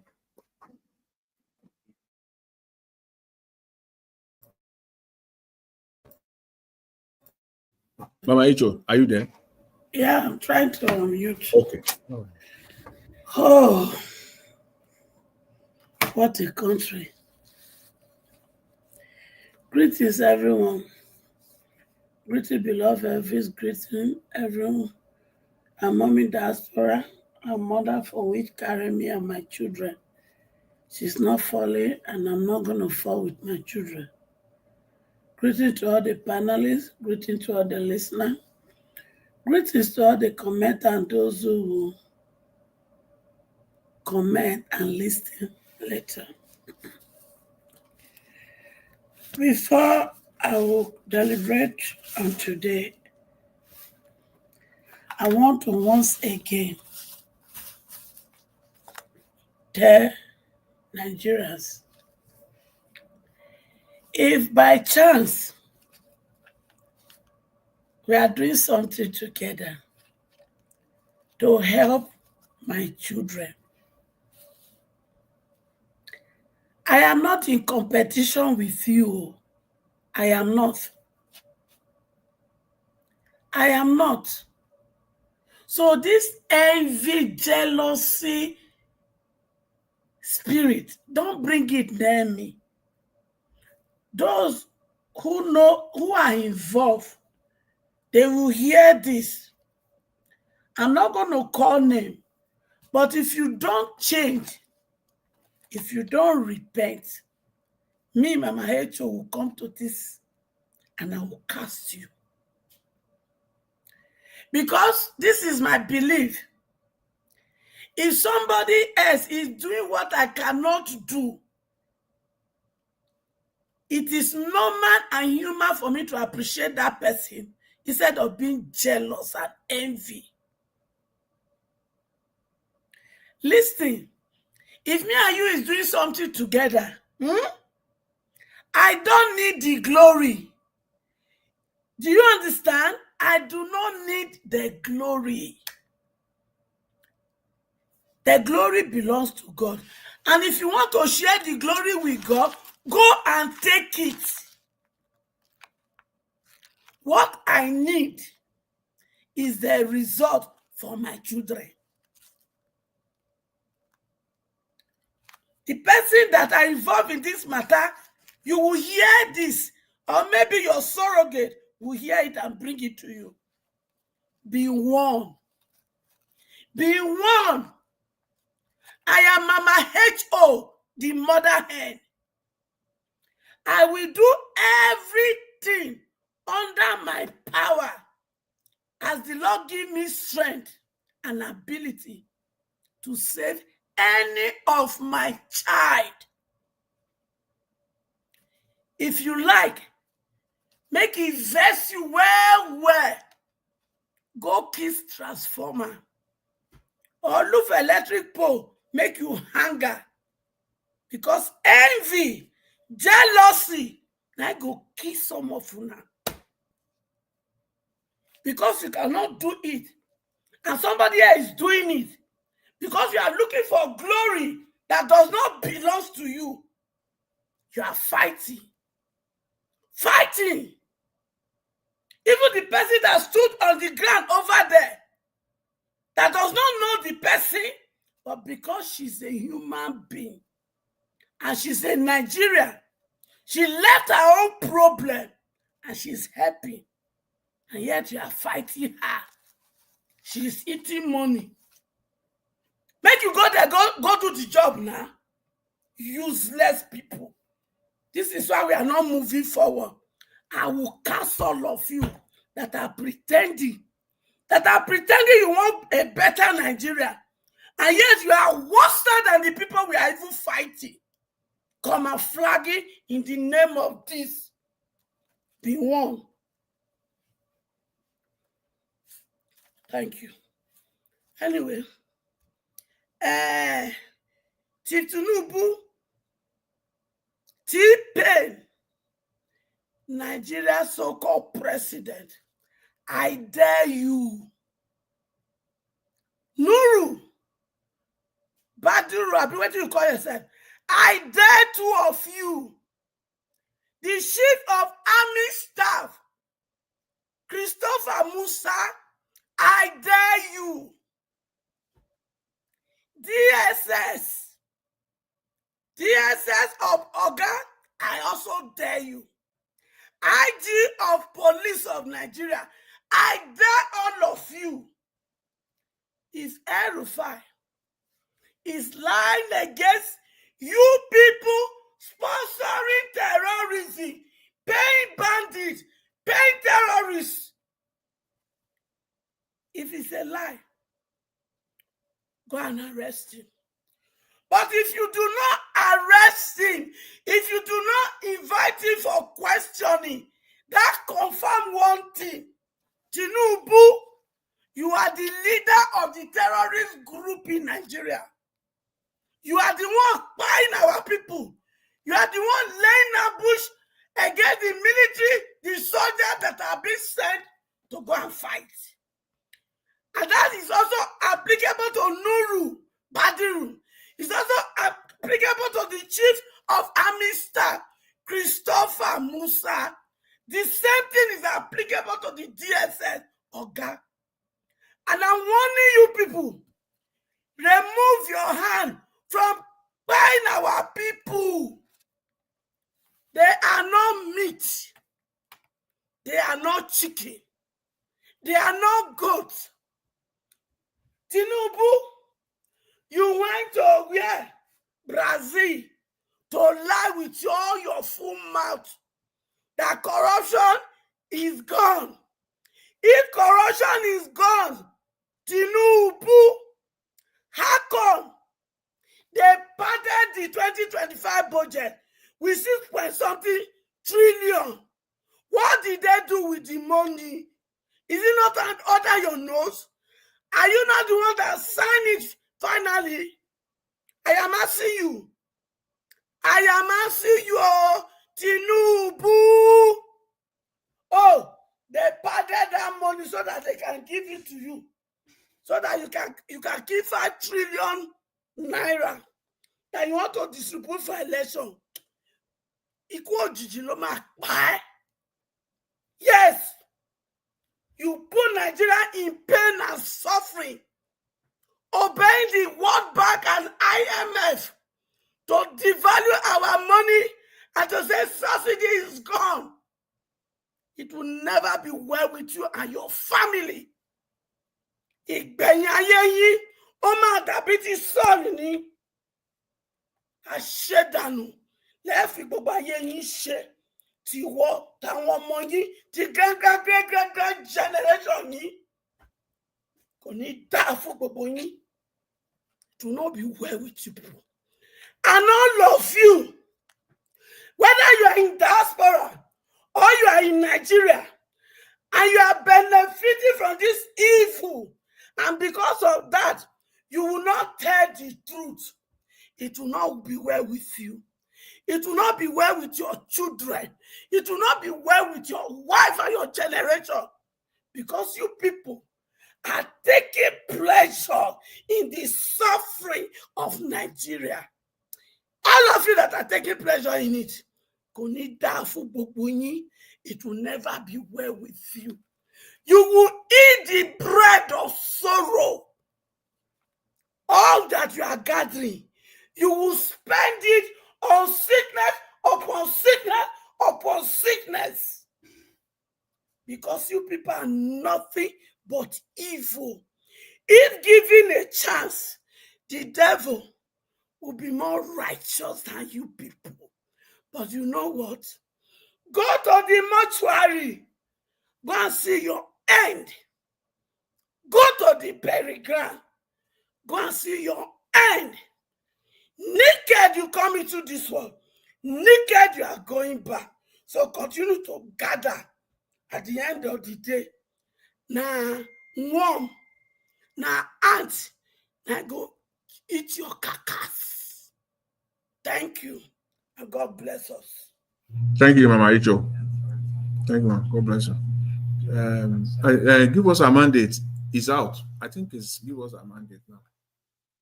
It's out of the broadcast. Okay. Is it Abdul Malik? Is it you or Mr. Odua? It's Mr. Odua. Mr. Odua. Okay, Mr. Odua, please go ahead. Sir. Good evening, Baba Jonathan. Good evening, Mr. Njawash. Good evening, all the panelists. Good evening, Mommy in Diaspora. Thank you. God bless you for your good work. Good evening, commenters, listeners, and viewers, and the passerby. Well, you see, yesterday I said El-Rufai, advocate of crush the bandit, which I said I love this idea, whether they might call him anti this, anti that, because El-Rufai said the government is paying. I said yes, because they were the one who even, including the El-Rufai, were the one who went to different African countries and said these people should come and stay in Nigeria, that Nigeria belongs to them. Or in the name of, they want to tumble Goodluck Jonathan they want to bongo him out of power, which they enable Buhari to promise that the dog and the babu will be soaked with blood. So the only solutions was El-Rufai predictions that do me, I do you. So, but since the people we have in position are the same people who recruit them, then what did you expect? They have to pay to settle them so that peace can be reigned.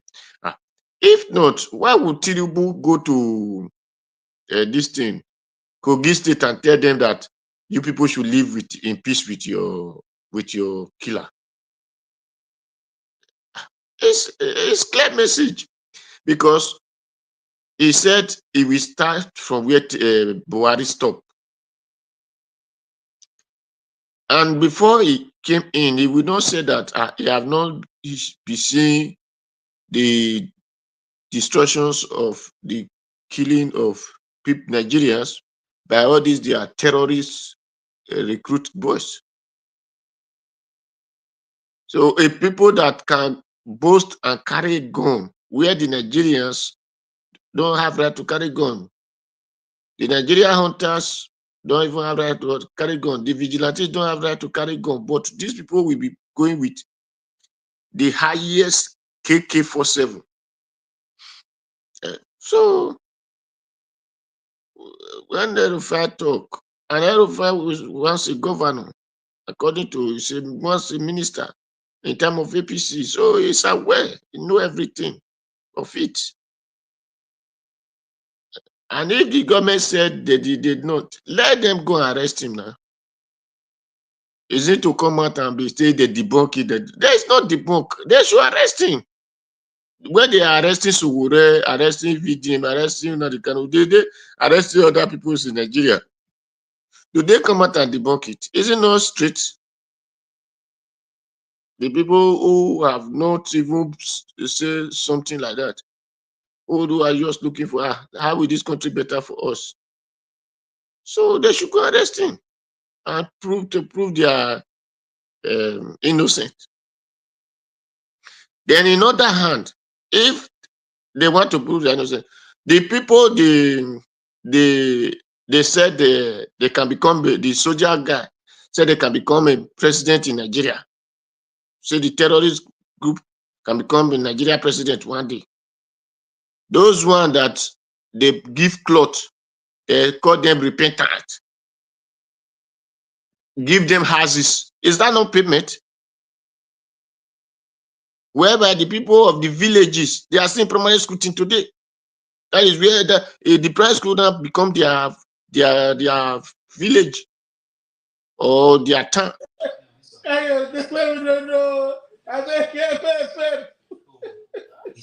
Who is that? So it's clear settlement. It's clear pay. Now, they shout for that side, though. You don't even know. So it's very clear that they are paying. No, they off your camera, beg. Those people, they wash your house there, or I put you on the backstage. So, you are not hearing us. Stay on the back. So if not, go ahead. They should make sure that the Nigerian government should be telling us that we have settled, we have packed all those villagers away from primary school. We have settled them back to their communities. That's what we're supposed to be hearing. But we don't hear that. They don't even discuss anything, something like that. Even the so journalist, when they call journalists, they will not even make sure something like that. But they are happy not to shout, hey, are they going to bring EPA down? Are they going to bring EPA? But the one in their nose, in their eyes, in their head, in their ear, they don't talk about it. How many of the Boko Haram have the journalists be saying, they must persecute them, they must do this? How many? They are shouting EPA, or not, they can't do that. But the one that razak Nigerians away from their farms, from their communities, from on the way to their journey, they are traveling, whatever, even in train, even when they wanted to bomb President Goodluck Jonathan in Abuja, very close. How many the Nigeria government have persecuted? How many are they persecuted? If the way they cannot jump off Samuel Ekpa, they're supposed to be jumping every day on the one that is in their neck. But you don't hear people talk about that. Or if they just want to, when the thing happened, they just talk, oh, well, they will not even go there and bring and film or record anything. They want other people to bring it with their social media. Then they will not begin to pick from social media and say this, that. If the so-called journalists, the way they are shouting on it by now, they really love Nigeria, why are they not shouting that Nigeria should be, the Nigeria government should be showing the persecution of those they are so-called they are kidnappers, they are terrorists, they give different names, call them some bandits, call some S-men, call them. Why are the journalists, why are they not shouting every day on their voice that these people must be persecuted? But they were able to shout, who wrote me this thing? Hey. But they are not able to shout on people who will kidnap Nigerians on their journey, who will not allow them to go to where they are going and allow them to come back to the house they left. So they will not even allow them to go and meet their children. The money that the country did not even have, they will be telling families should come and pay. And the Nigeria government have never bring one for us to say, this is the one we see, this is how we persecute them. That is Nigeria government, when you feel whatever country that say Nigeria government the terrorists, really, yes, they are the terrorists. Because if they are not the terrorists, they said Ekpa we are this, yes, which Ekpa we are doing.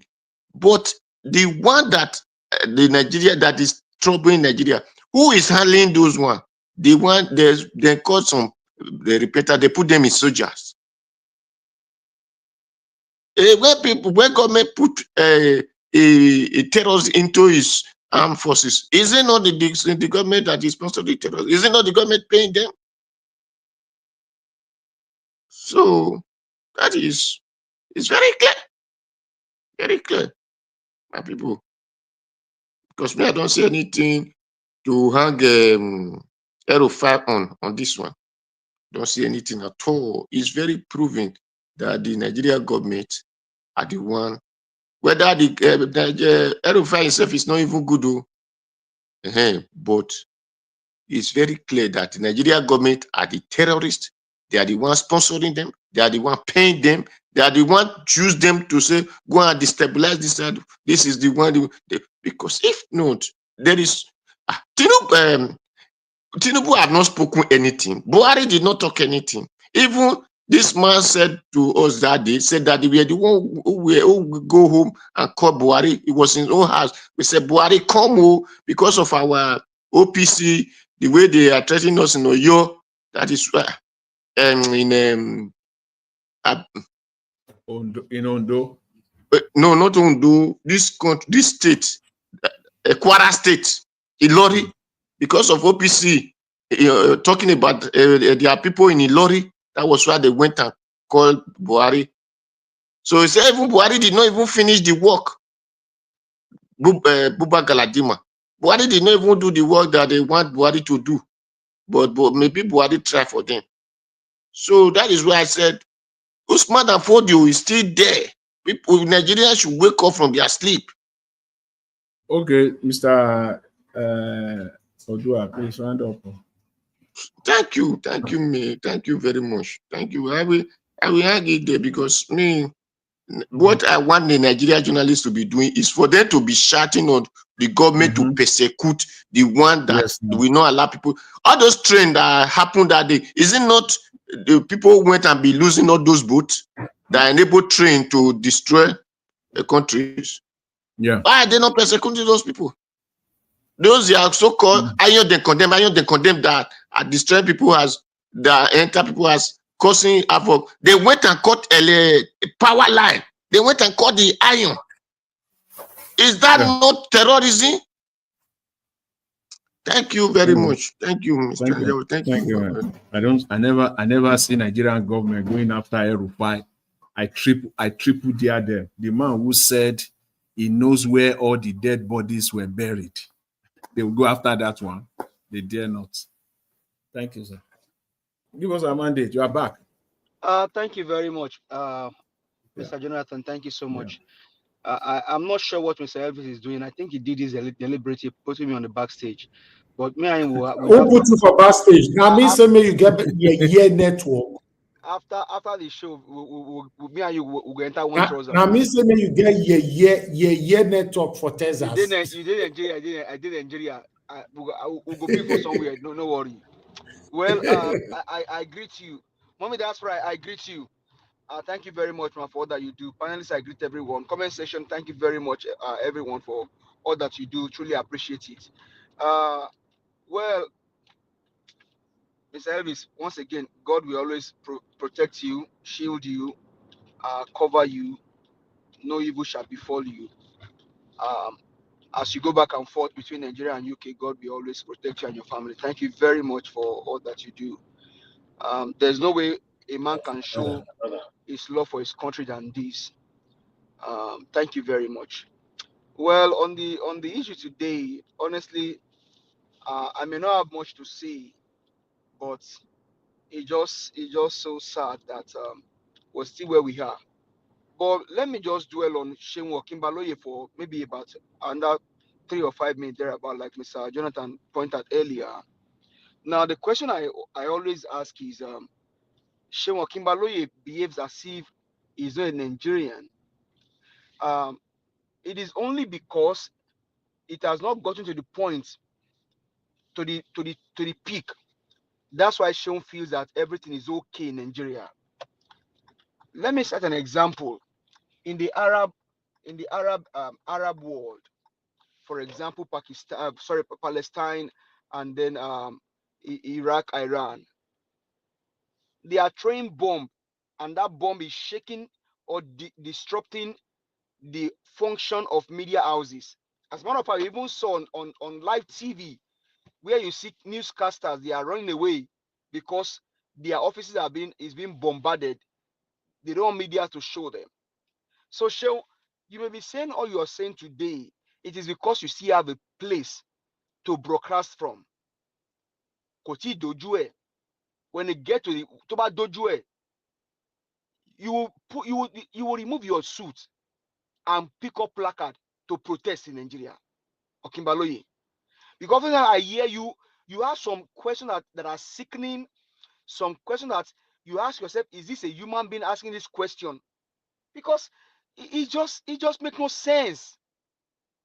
Some question that you will ask, and you ask yourself, is this guy Nigerian, or is just making mockery of Nigerians? But I don't blame him. Allegedly, it's one of those eating from the evil happening in the country. And so Black Panther, it is not only the pastors, the imams, or the traditional worshippers, or the kings and the queens that are only eating from the house of these evil politicians. The journalists are also benefiting from them. The journalists are also benefiting from. No wonder Wiki can tell them to shut up on the live broadcast, because they sold their dignity for cheap.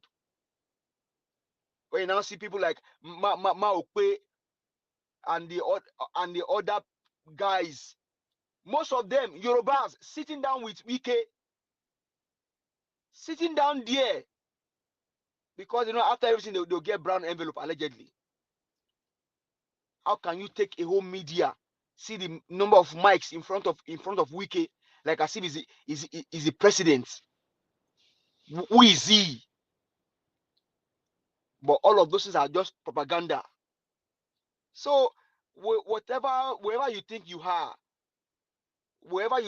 maybe a journalist, and then you think that because you have a media you can broadcast from, it's not affecting you. Don't worry. Koti dojue ni, toba dojue, you will take off your suit. As a matter of fact, you will wear canvas. As you call it in Nigeria, you wear canvas.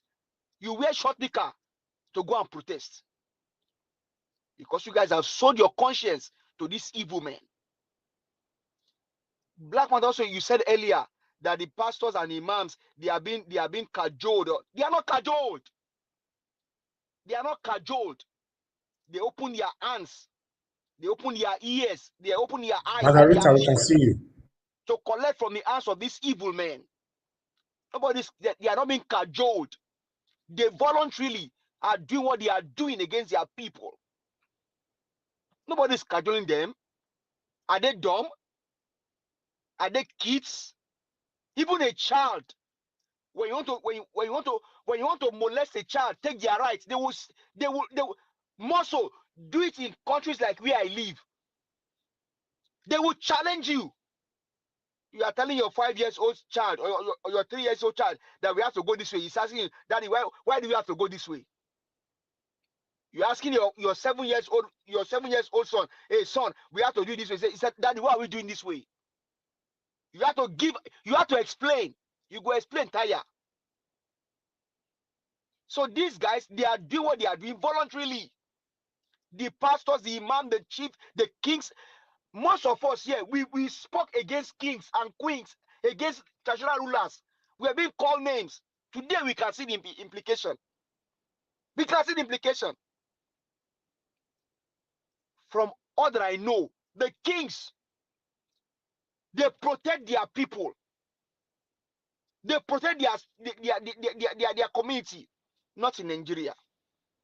They can destroy their people in as much as they get money. They can pay their people in as much as they are being paid. They don't care. They are not deceived. They were not deceived. They voluntarily collected money. Shall we saw yesterday? The governor, is it the current governor of Kaduna State now speaking yesterday? He said he worked with El-Rufai. And Mr. Elvis asked him, Oga, why now? When El-Rufai, when he benefited you, you didn't see anything. The very first question they asked him, he said the Bible say, that stupid idiot did not remember that the Bible say when they were people in Southern Kaduna, all of a sudden he remembered the Bible say. He was able to quickly quote Bible. See that evil? My concern is to Nigerians. If you think most of us will live here where we are now to come and perform all magic, you are better kidding yourselves. You take the bull by the horn. Isa ever is fighting. You take the bull by the horn. My parents are in Nigeria. My siblings are there. So as he touch you, he touch me. He not touch you past me. Because if I have a family in Nigeria, immediate family, that means I'm there. So he not touch you past me. He not touch you past me. We all just sit down like as if we are being delusional. We all just fold our arms as if we are being charmed, as if we are being cursed. Are we cursed for God's sake? Which pastor will open his eyes and see his own country being destroyed like this and he keep mute? Which pastor? Are they truly pastors? Even Jesus himself, my Lord and Savior, did not allow this evil to happen.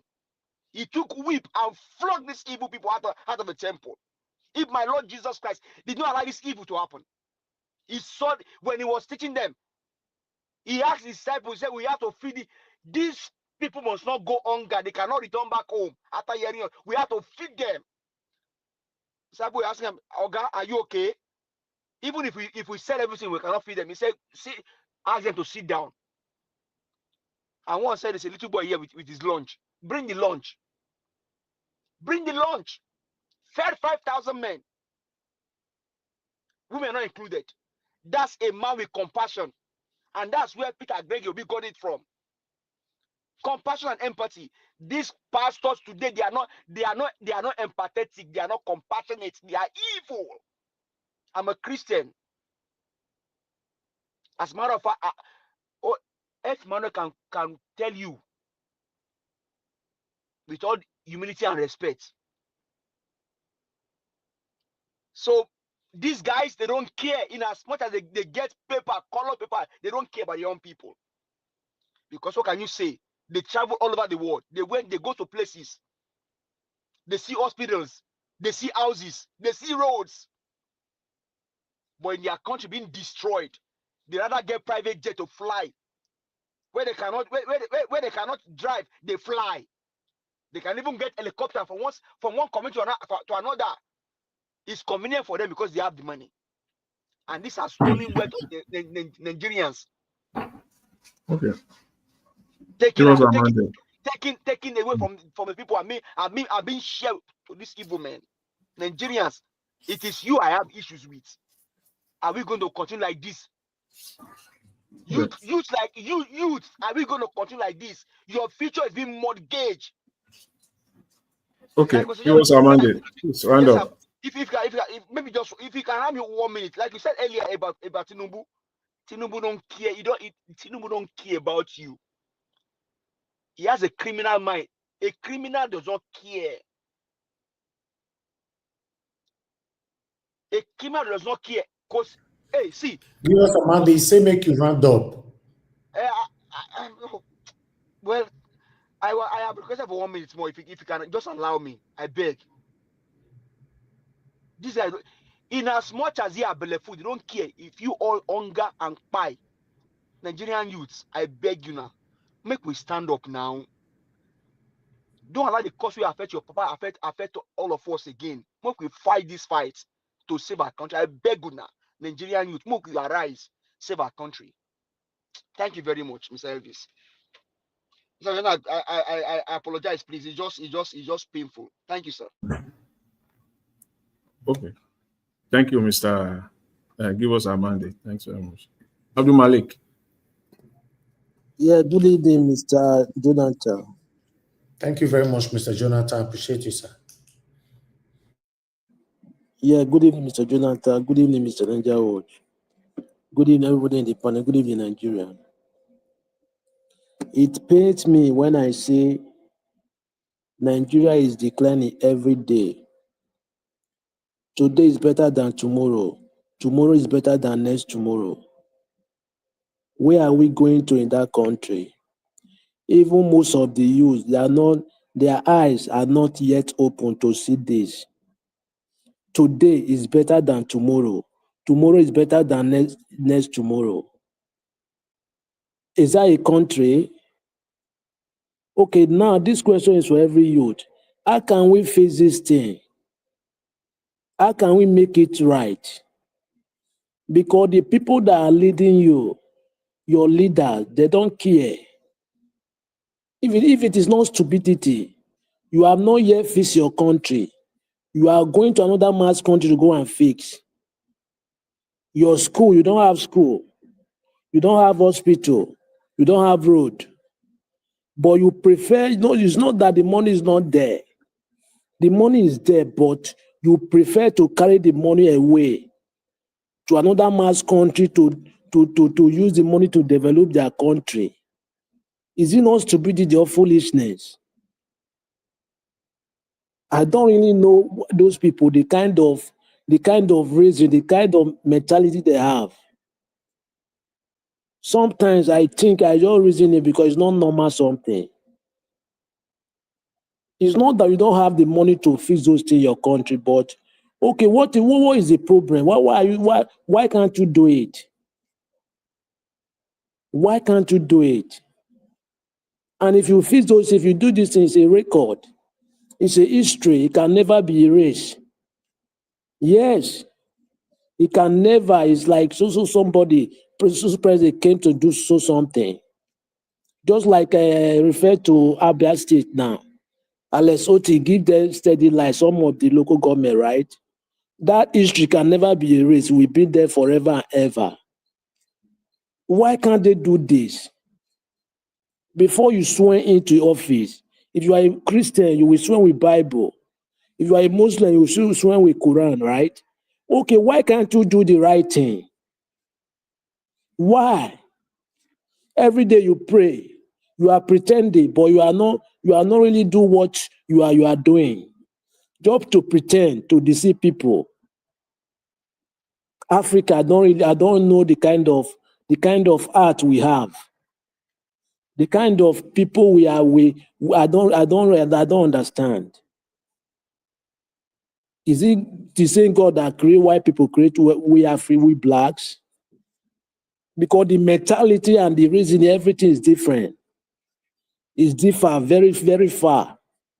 No comparison. You have not yet built your country, but you are going to another man's country to go and build. Are you stupid or you are foolish? The youth need to rise up and fix their country, because those old people, they don't mean well for you. They don't mean well for anybody, because they don't care. Even their parents, their family, they are not living there. Yeah, they are an opportunity to go to abroad, to have passport, to have everything. They don't care for the masses. How can a country, 200 people buy? But the government, there is no government. There is no government talk about it. How? They don't care for human being. Even in Western world, in Western world, cats, common cat, cannot just die. Talk less of human being. They value people. Animal, talk less of human being. But in Nigeria, human being, 200 by 50 by every day, people are buying, but the government don't care.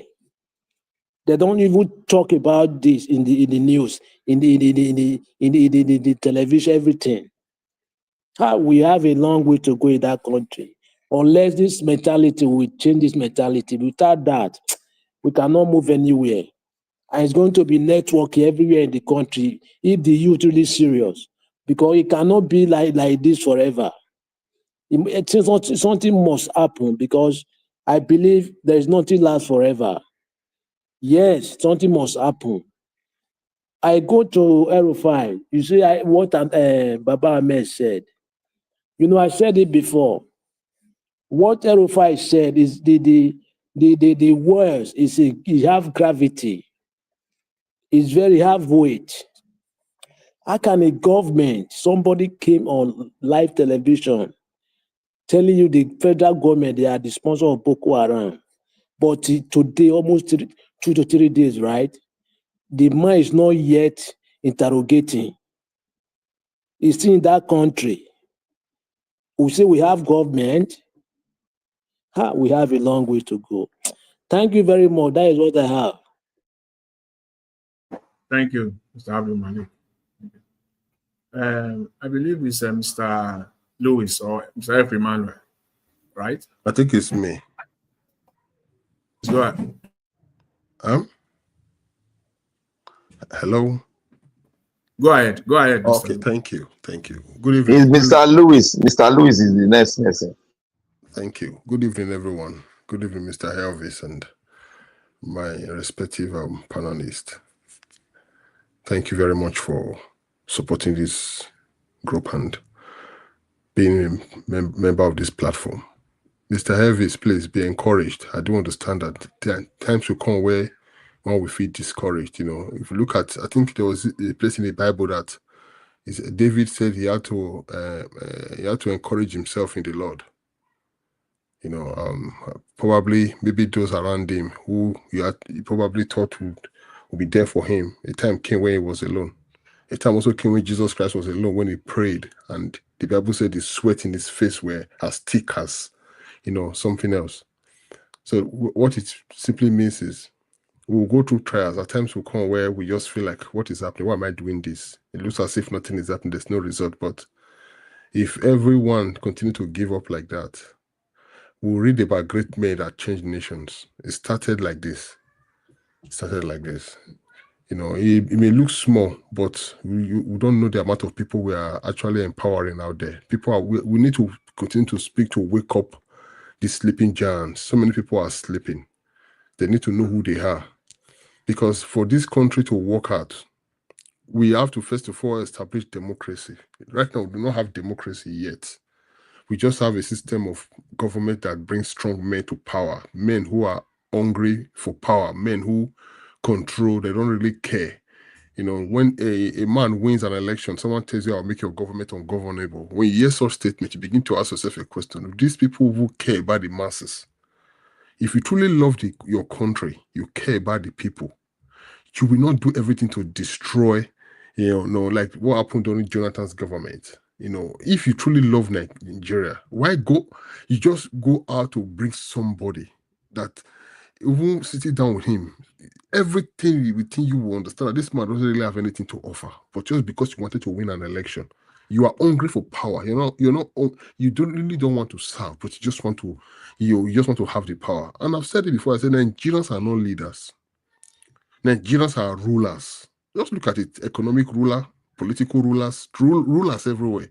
Rulers don't care. A leader will build you up, because they said a true leader creates more leaders, not followers. And when you create leaders, you empower them. You give them. It's like more like an apprenticeship, where they will become fully,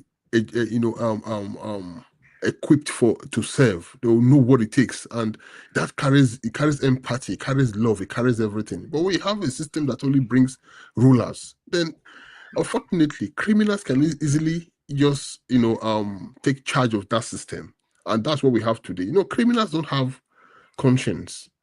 I've never experienced armed robbery before, and I've seen people who come to talk about their experiences traveling on the highway, what happened, and I just feel so sorry when I read some news and all that. And for me, I've always said, God, please, I don't want to experience this. So if people can do that, it tells you the heart of the people actually, under the affairs of the country. These are criminals. They have no conscience. They don't care. They don't care. And the worst part of it is they think we are idiots, because you can come out and just put up a face like, making everyone feel you actually are, you feel their suffering. You don't care about the suffering of the masses.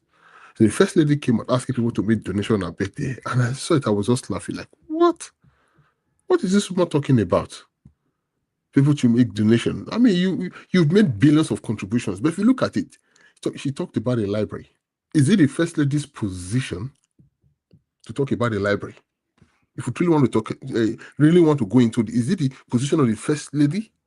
In what part of the Constitution that gives power to the First Lady? Or if the president were to be a woman, in what place in the Constitution that gives power to the First Gentleman? No place.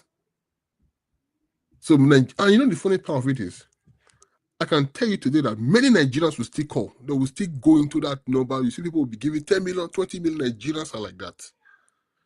And the same person who will give 100 million naira to the First Lady, there are people suffering on that same person, on the street of that same human being.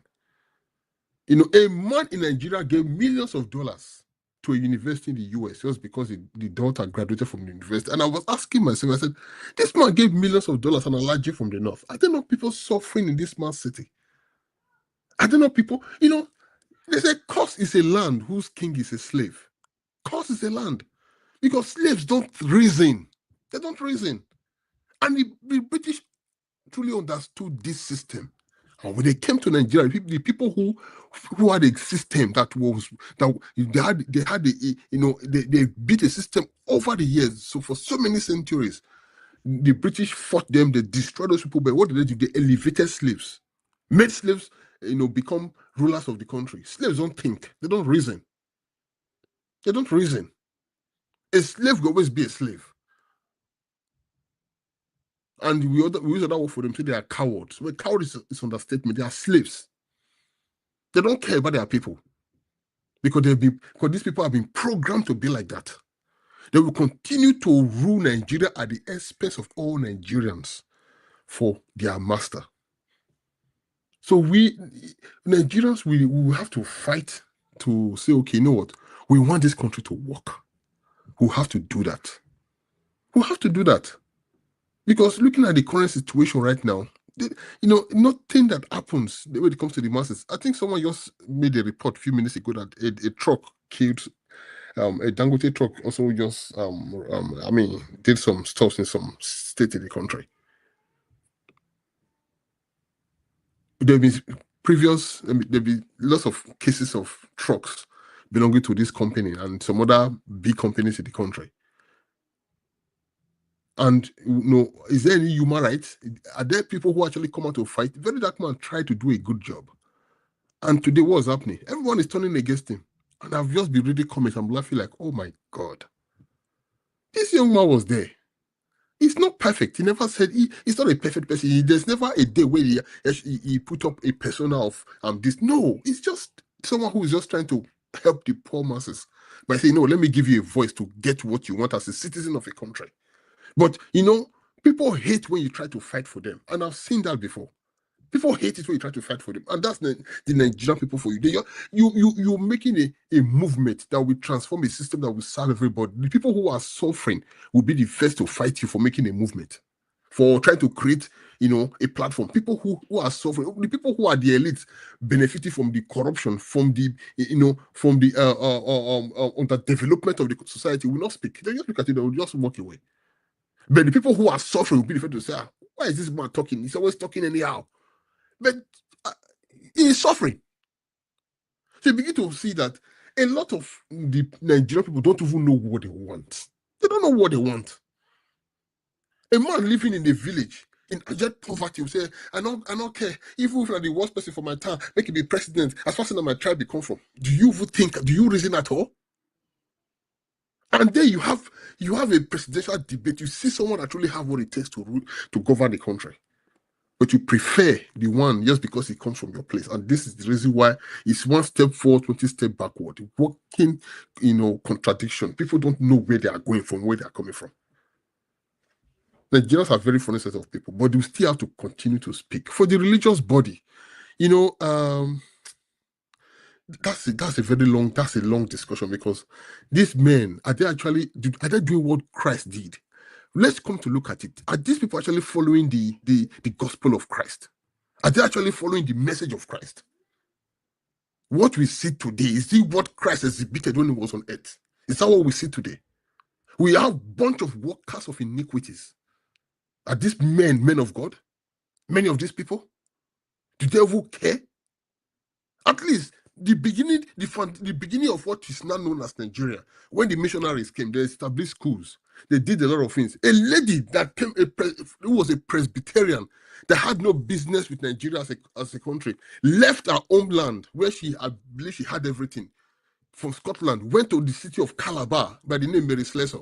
She worked hard, stopped the killing of twins in that place, established orphanage home, did a lot. If you look at the report, the record of that woman, she was even attacked. She was abused, but still she continued. People did a lot of sacrifices just to make things work in what we call Nigeria today. But when the country was handed over to us, what did we do with it? Please round up, Mr. Lewis. So, Mr. Elvis, please, we'll continue to speak. Don't give up, okay? I know sometimes it can be challenging.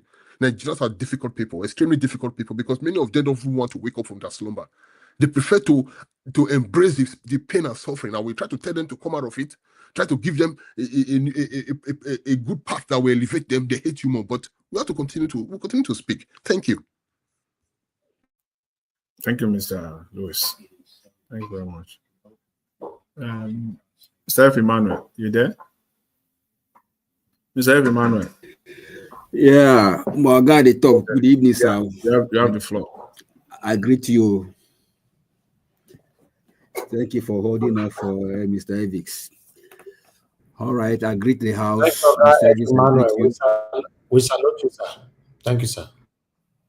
Thank you, Mama Esho. Thank you, Odua. Thank you, give us a man. You don't come back, F. Emmanuel.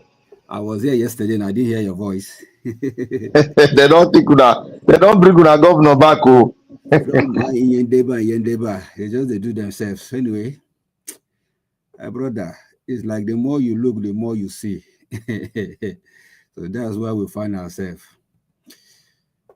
This way with us. Sir Louis, I greet you too. Abdul Malik. Inage Sheka, I greet you. My special and beautiful, even though I've not seen her, by the voice we will know who are those that are beautiful. Me, Auntie, Sister Rita Adams, I greet you, ma. Then my Black Panther, Alpha, what are you going to do to rescue our state?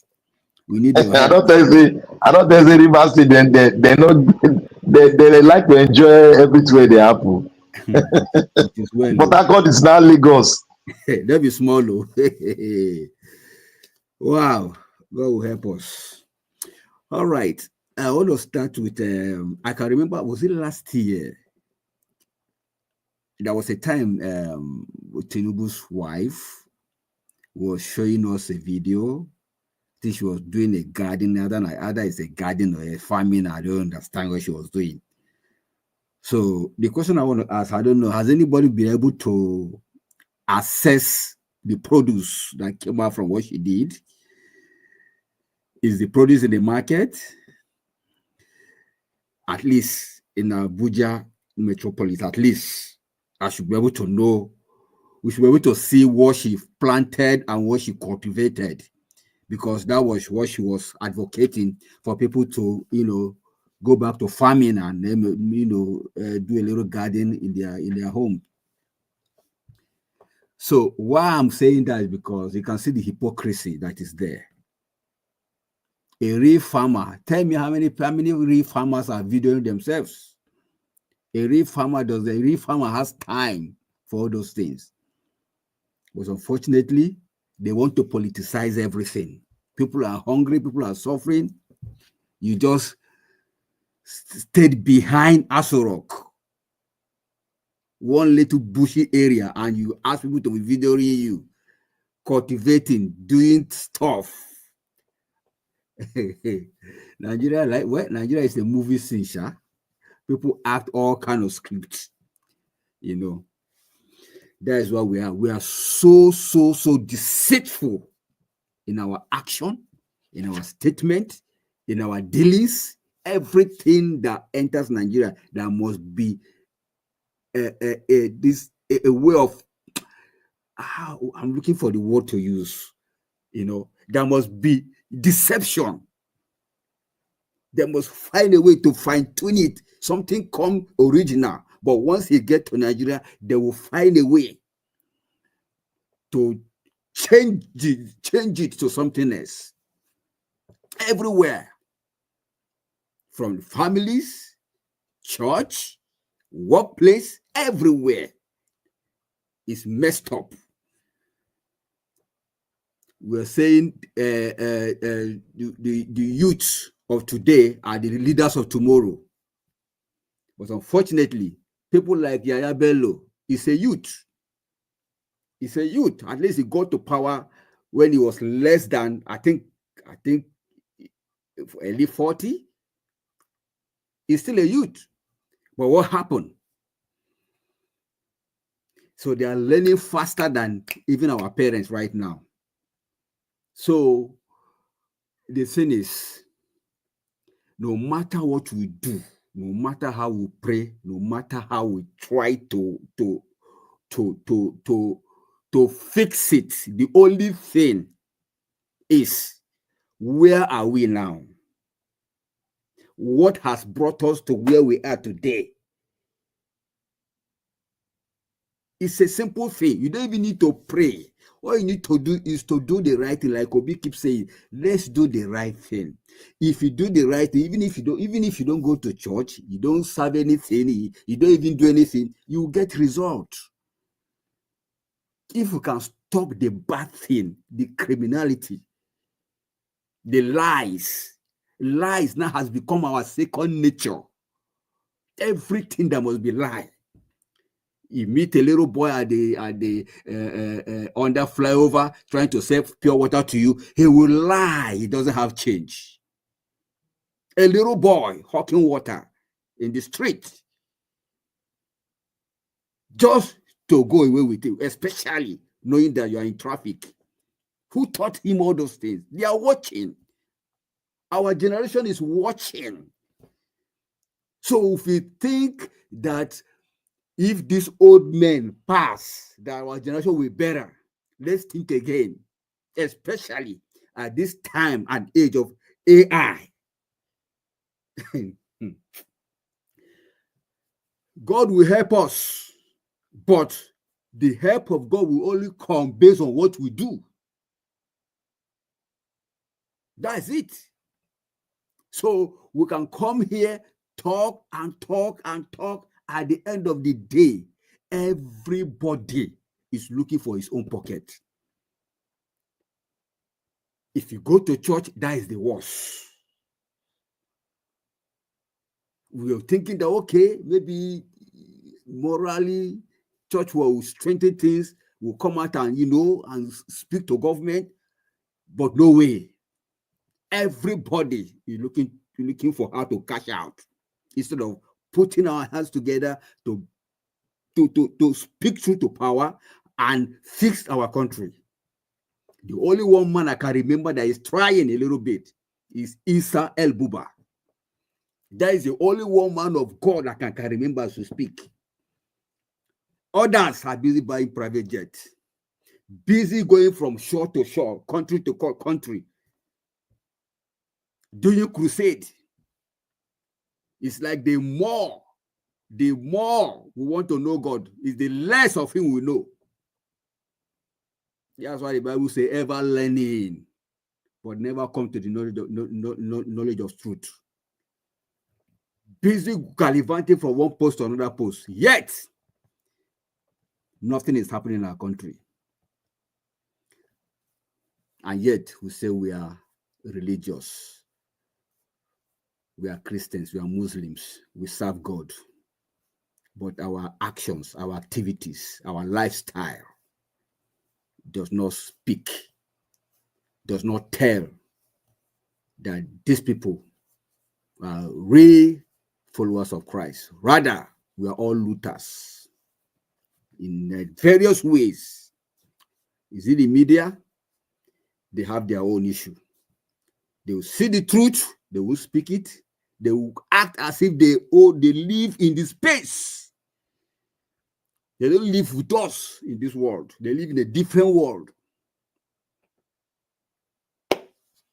Well, the only thing we have to do is to keep talking, and we pray that those who have ears, let them hear what the Spirit is saying to Nigerians, not churches, because church now is scaring me.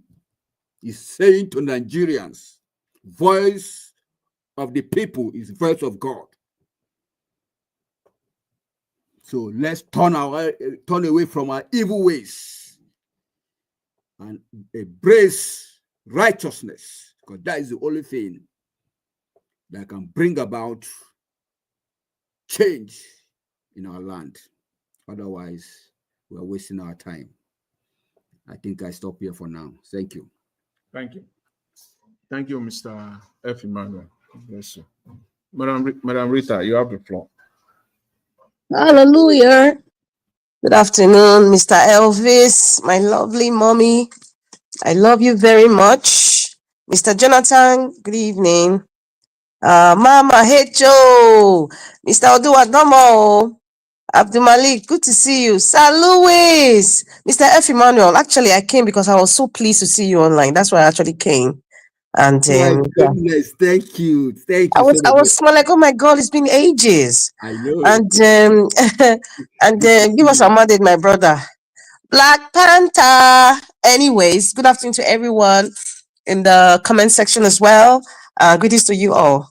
Mr. Elvis, I think there was a break in transmission for me. I think I stopped where the man from Bodilon's wife was appealing for her birthdays, whatever it is she was asking for, money. You know, exactly. it's so funny. You know, when I look at this administration, I just see copycats, but they copy to make it look like they are real, but it's like another SPV. And they have the audacity, because there's a word Mr. Jonathan used yesterday, what Wike said. He said they are foolish people, stupid. And that's exactly what Nigerians are. Because Nigerians are not going to complain. They increased passport to 200,000 naira. Nigerians don't complain. An immigration officer told me, it's like they're actually waiting for Nigerians to protest.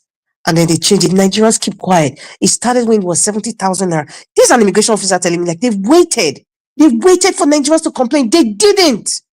It stays as it is. 200,000 naira now for a passport. This is starting January of next year. Nobody's complaining. Everybody's passive. Wow. Aren't we fools? And Arita, is that not what I was talking about just now? That all of them, nobody's complaining of nothing. It's just like we've Did said. you say 200,000 naira? Well, that is even Yes. official price. We know it's more than, it's going to be more than that when you pay for passport. Passport we no enter any serious country. Exactly. Mr. Jonathan, maybe that's an incentive to prevent people from traveling because the Japan is people want to even go to Togo self to live a better life. Anyways, as I was saying, the man from Bodlon's wife, she's copying. You know, when you want to do something genuinely and you really, really care and you really love people genuinely, it's not hard to see. It's not hard to see. You can wear all the veil, you can cover up yourself, talk in a very gentle manner. Everybody knows the kind of person you are. So sometimes just be real. You're trying to copy, past US president. For example, everybody knows this popular president Ford, Gerald Ford. His wife, Betty Ford, she has a foundation. It's called Betty Ford Foundation. You know what happened? She was addicted to opioids and alcohol. And because she wanted to stop the stigmatization of, addiction, she came out open and said, this is her problem. And she opened a foundation. Till today, nobody in America, I will not even say America now. I'll say the entire world kind of like a ripple effect. You don't judge people who are going through addictions because it's something that led you to be addicted to something. She started that foundation and it stopped the stigmatization. Now, if a president's wife can come on air while he's still in office to say, this is my problem, and I'm doing this to help people because people are dying every day. Many families are suffering because of these different kinds of addiction. That's what she did because she found that it was a problem in America and she was also going through that problem. Now, Madam Remi Tinubu, there's a lot of things that you should have, because if I'm criticizing, I mean, maybe she's oblivious of what to do or what is happening in the country because they are very, very, like they're out of, maybe they live in some la land. They don't really know what's going on. Number one, you know very well that Nigeria has a drug problem, especially with our youths. You should have had a radical fight against drug abuse in our youth. If you really, really care about education, since you say you were a teacher before, all that is just baloney as far as I'm concerned. Child marriage, Remi Tinubu, that's a big problem. Pedophilia in Nigeria, it's a huge problem. As a matter of fact, we have seen cases, even in some, like Pekete Family or some other programs, where people, even in the National Assembly, are abusing underage people. Pedophilia. I have not seen female genital mutilation. Yes, female genital mutilation is there. I don't understand this quest for money. In fact, malnutrition, Remi Tinubu, malnutrition. Even children that are born now, how many incubators do you have in every hospital? If you were really serious, it would be radical search for, make sure every single health facility has an incubator. They will know that you're actually celebrating 65 years that God has bestowed upon you in this world. But they don't really give a rat's behind anyway. They don't really care. So in fact, there's so many issues right now, especially that drug addiction in our youth of today, because they are frustrated. Many of them don't know what to do. They are under pressure. What sort of a mother are you? You're talking about library? Oh my goodness. Listen, I went to a university and I spoke to some lecturers when I was in Nigeria. You don't want to know what's going on in the Nigerian system. In fact, I can't even say it. Then this woman is talking about education, library. Let me just leave it because I will speak all day about Remi Tinubu, what she's supposed to do, and the nonsense that she's coming to appeal. And I know some sycophants will create billboards because Abuja is littered with billboards of the man from Bodno and his wife dancing some sheepish dance. In fact, they have defaced Abuja. It's all over. You think there's a campaign. You would think there's a campaign in Abuja. It's every single place. It drives you nuts. It's like it has made Abuja ugly. Yes. Mr. Elvis, going back to the electricity thing that you said, because sometimes influential people like you, we need to be very careful. And thank God you give us the liberty to counteract, each other, even you as well. When you speak, you said you hear that there's constant electricity in Nigeria. I'm here to tell you that there is not. And I'm very happy that the person who asked you and said, how long have you been back from Nigeria? Is it up to 3 months? Because I stayed in Abuja, I stayed in Lagos. In fact, I didn't really stay in Benin like that. No, And Mandarita, let me finish, Mr. Elvis. No, you just said something. Let me correct it. I never said in Nigeria. I said in Lagos. But Okay, yes. Thank you for the correction. In Lagos. Now, I am here to tell you now. Even in hotels in Lagos, I experienced it. 2 days, no light. They were even, this is a reputable hotel, managing diesel. In Abuja, 3 days, no light. Blackout. Gwarimpa, if you need to know the location. And they say Abuja is band A. I don't know about this band A. They are like, what's band A, band B, whatever. 3 days, no light. Let me was off and on. Okay, so there's no light in Nigeria, it's darkness. That's what I came to say. Okay, Mandarita, let me say I've been in Nigeria for the past 4 days and they have never blinked my light right now. So Mr. Elvis, it's your streets. It's your streets. Elvis, you don't start now. They will take your light. Mr. Elvis. Mr. Elvis, it is your streets. This place in Lagos was Lekki, so-called Lekki. It feels like Jesus is Lord and the mosquitoes just forget it. So please, there's no, in fact, Mr. Jonathan said something. I remember I said, when you have consistent life for 1 year, then we can say, why can't they beat me for my truth now? Why? This one. Elvis, they draw your ear now. Stop talking about life. They go take your life for 1 week now. You go shock you. Okay, as I get life, so make a toss I don't get. Oh, yeah, the president go. The president continue. 4 days never reach 1 week.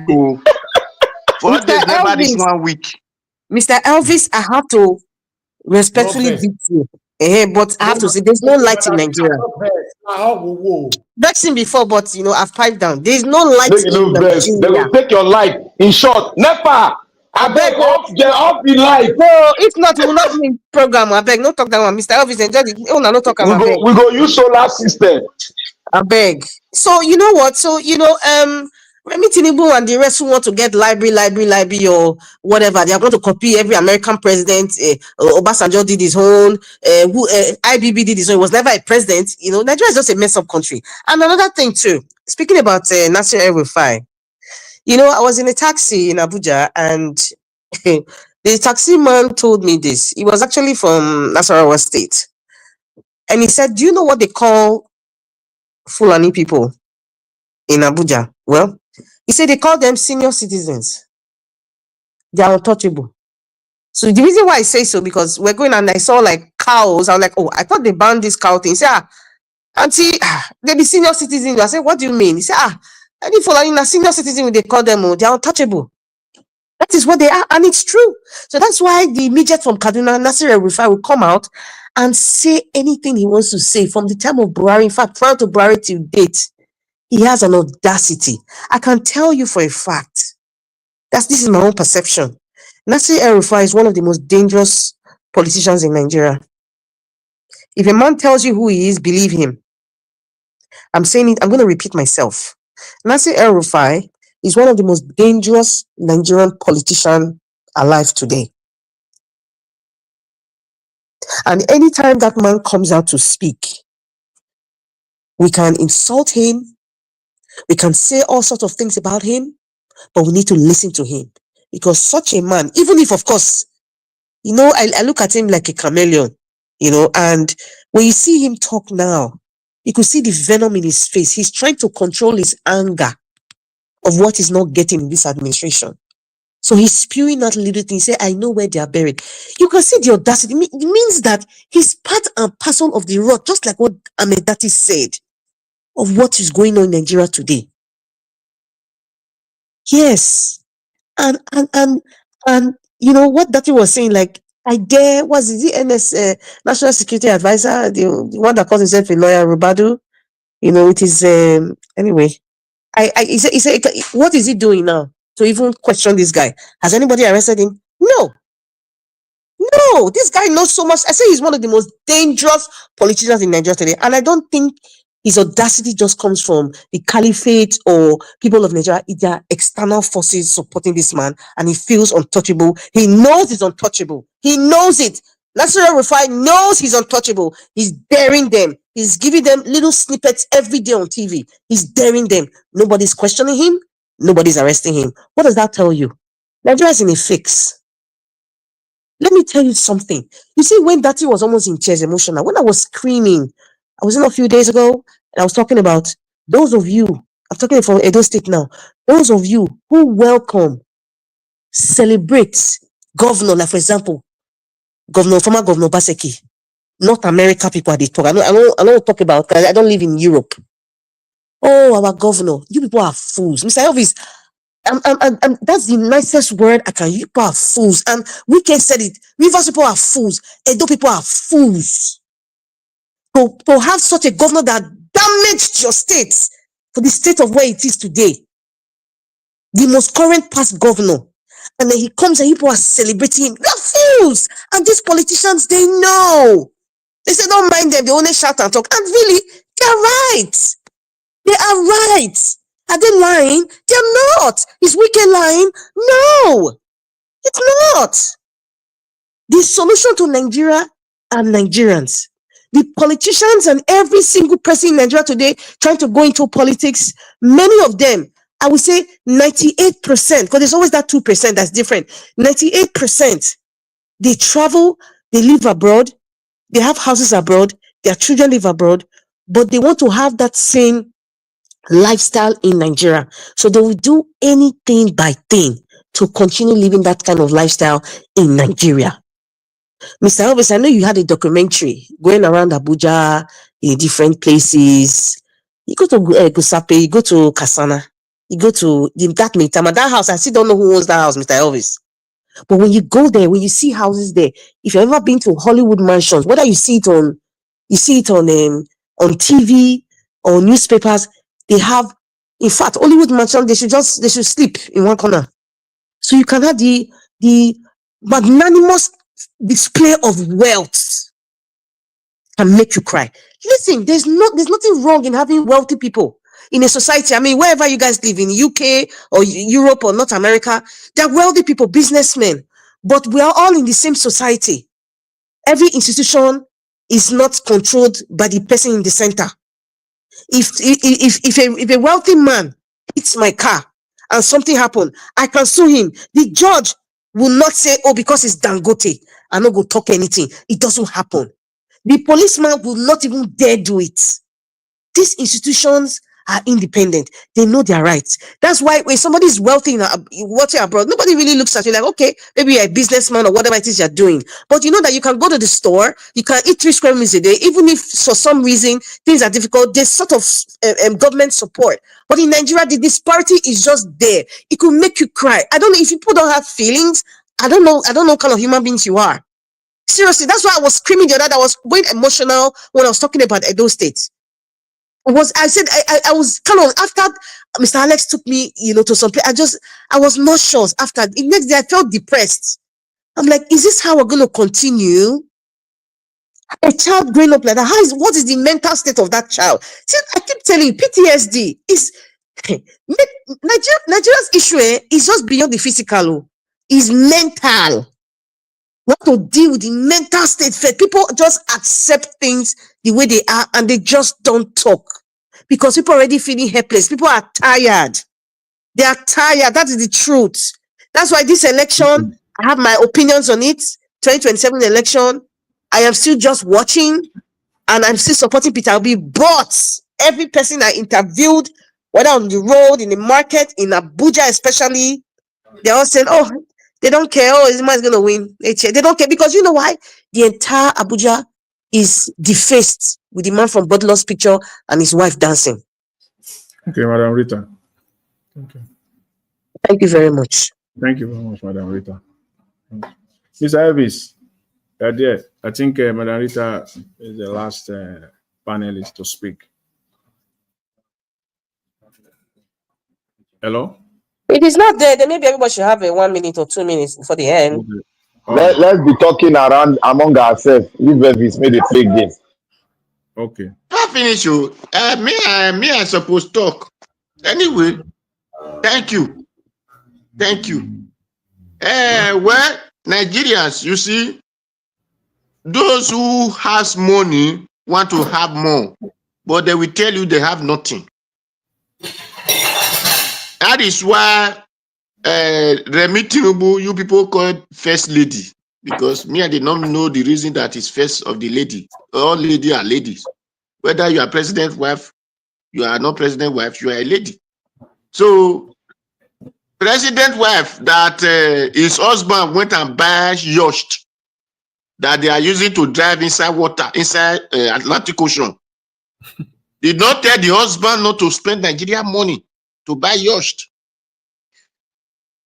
Her husband went and buy aeroplane, which they call private jet. He did not want her husband that Nigeria are suffering. Now, he said they has money, that they don't need Nigeria money. Office that doesn't exist. Her husband pump Nigeria money into it. Then she's here telling you that her birthday, if you want to donate, you don't need you to come and buy him flour or cake or this. Put the money into Zenith account that you want to build library. If you want to build library, the money that your husband collect, that bullion van, can't he build library? The bullion van, you people said it is your money, you have it. Can't he build library, whether international library, local library, village library, or city library? Do the husband not have such money to build it? You are now telling Nigerians, shame, on a shame, they shame us. Oga Odua. Sir? Nigeria get National Library for Abuja. It's beside the longest tower in Nigeria. It's beside it. They never complete them. She dey scam Nigeria with this one. So she's telling Nigeria that you want to build library, just donate money to her Zenith account. But if you want to build library, what is our business? You say whether you're a teacher, how many schools have you built for Nigerians? It's only, it's part of, you can see that it's part of their lies, it's part of the lack of transparency. That account she gave out. Who owns that account? If you are collecting public money, people's money, it has to be it cannot go into your personal account or account that you cannot even be the signatory to that account. It has to be handled by you think people are not smart. A trustee, a group. All these are SPVs. He wants to defraud Nigerians. This is cash out now, cash out season. And you see, for those of you, when I mentioned about Jerry here, all what God cannot do, we know exist. I be what they take all out. Some people will say, don't talk to my man of God. See, so I don't even know. Say we still have gullible people in coming to Nigeria in the comment section. So I should not talk about that Oga Jerry.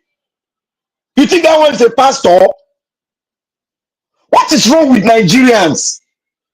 What is actually wrong with us? Every day we talk about these pastors that don't care about you, that don't care about the average Nigerians that are falling down, dying every day, that are hungry. There is making 2 billion, whatever money is making every week. And in his TikTok, he's driving a flamboyant car. He's singing. And you are roasting. And you are saying he's a pastor. And that is the way Jesus dealt with us, Abi. And you people are clamoring. You cannot read the Bible again. You are following Jerry that is doing like African Michael Jackson. I just pity for you people. I just pity for Nigerians who are so gullible that cannot even read the Bible. That is why the white people say, if you want to hide anything from a black man, put it inside the book. They have hidden wisdom. They put inside Bible, and we cannot even study the word of God. And we are telling you that these people are fraud. They are all fraud, including your Papa Gio. All of them are fraud. All of them are all fraud. Come and ask me question why I say they are fraud. I will leave the Bible out for you, for you to know that they are fraud and they are worshippers of Mammon. I will open the scripture for you. Any of you that did it right, come into the channel. Let's sit down and let's talk about all the pastors in Nigeria. And I will read the word of God from the Bible and you'll be shocked. If not, You people are disappointing. You went to the best school in the world. Just a man carrying Bible will not be deceiving you. Tell you that I want to build a camp. And you are hungry and you are putting money forward. And you are poor. go save Nigerians. They really God will save all of now. Even the educated ones, they are the worst of all. The highest gullibility, if there is a word like that, is between the educated people in diaspora who cannot study the word of God diligently and make it available for your family so that they cannot be deceived by these useless men of God. I call them useless because if you cannot contribute to a man's life, you are useless. When it comes to the issue of religion, God and Bible, most Nigerians they don't get brain. No, their brain is suspended. You know, because you will see an average Nigerian that will carry his or her Bible on a Sunday. He will go to church. He will absorb all the nonsense and all the rubbish from so-called pastor. And on Monday, this same person will go to his or her office. You will see his brain will come back, or her brain will come back, be functioning optimally. But when the moment they enter church, that brain is suspended. That's why these people can just get away with all this. I don't even know what to call it. Paul the apostle say, "Oh, foolish Galatians, who has bewitched you?" They have been completely, honestly speaking. They don't bewitch all of us. Not be me. You are not bewitched, my brother, Mr. F. Emmanuel. We are greedy, and that greedy has turned us into monsters. We are greedy.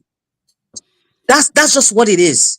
Everybody wants to live that high lifestyle. Everybody who lives in the diaspora go to Nigeria. Every politician, they want to live the same way. They want to have the same kind of house. They want to drive the same kind of car. Even their street, they'll tie the road just on their street. They're just wicked and greedy, and they'll do anything to keep that lifestyle. Yeah, and the surprising thing that the same template they use back home, the same template they want to bring here, even in diaspora, to continue. Jesus Christ said, "It will be easier for a head of a camel to pass through the eyes of a needle than a big man that is riding jeep, riding a limousine, building mansions upon mansions, calling it in the name of our church, building schools for them to enter the kingdom of heaven." See, it will be easier for a head of a camel. You see, my brothers and sisters, you see, when we are talking, we are not just talking because we hear.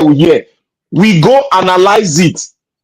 We are intellectual people. We analyze it. We bring it out for public scrutiny. Now, Galadima, the elder statesman of Nigeria, quote and unquote, said that he spoke everything, the vice president for Labour Party who contested to be. He said it, that he mentioned Libya, he mentioned Gaddafi, he mentioned the Sahel region, how they were meeting. Buhari was there, how they were meeting with him, the president of Libya. He stopped there. Nigerians have forgotten, now they are hearing it again. They will not tell you that, they want to Islamatize Nigeria. They want to Islamatize Nigeria. I told you, there's nothing like Islamatization. Nigeria is too massive to be Islamatized. All this one, Turkey no big pass. If you put Ogun State and Lagos State, Turkey no big mission.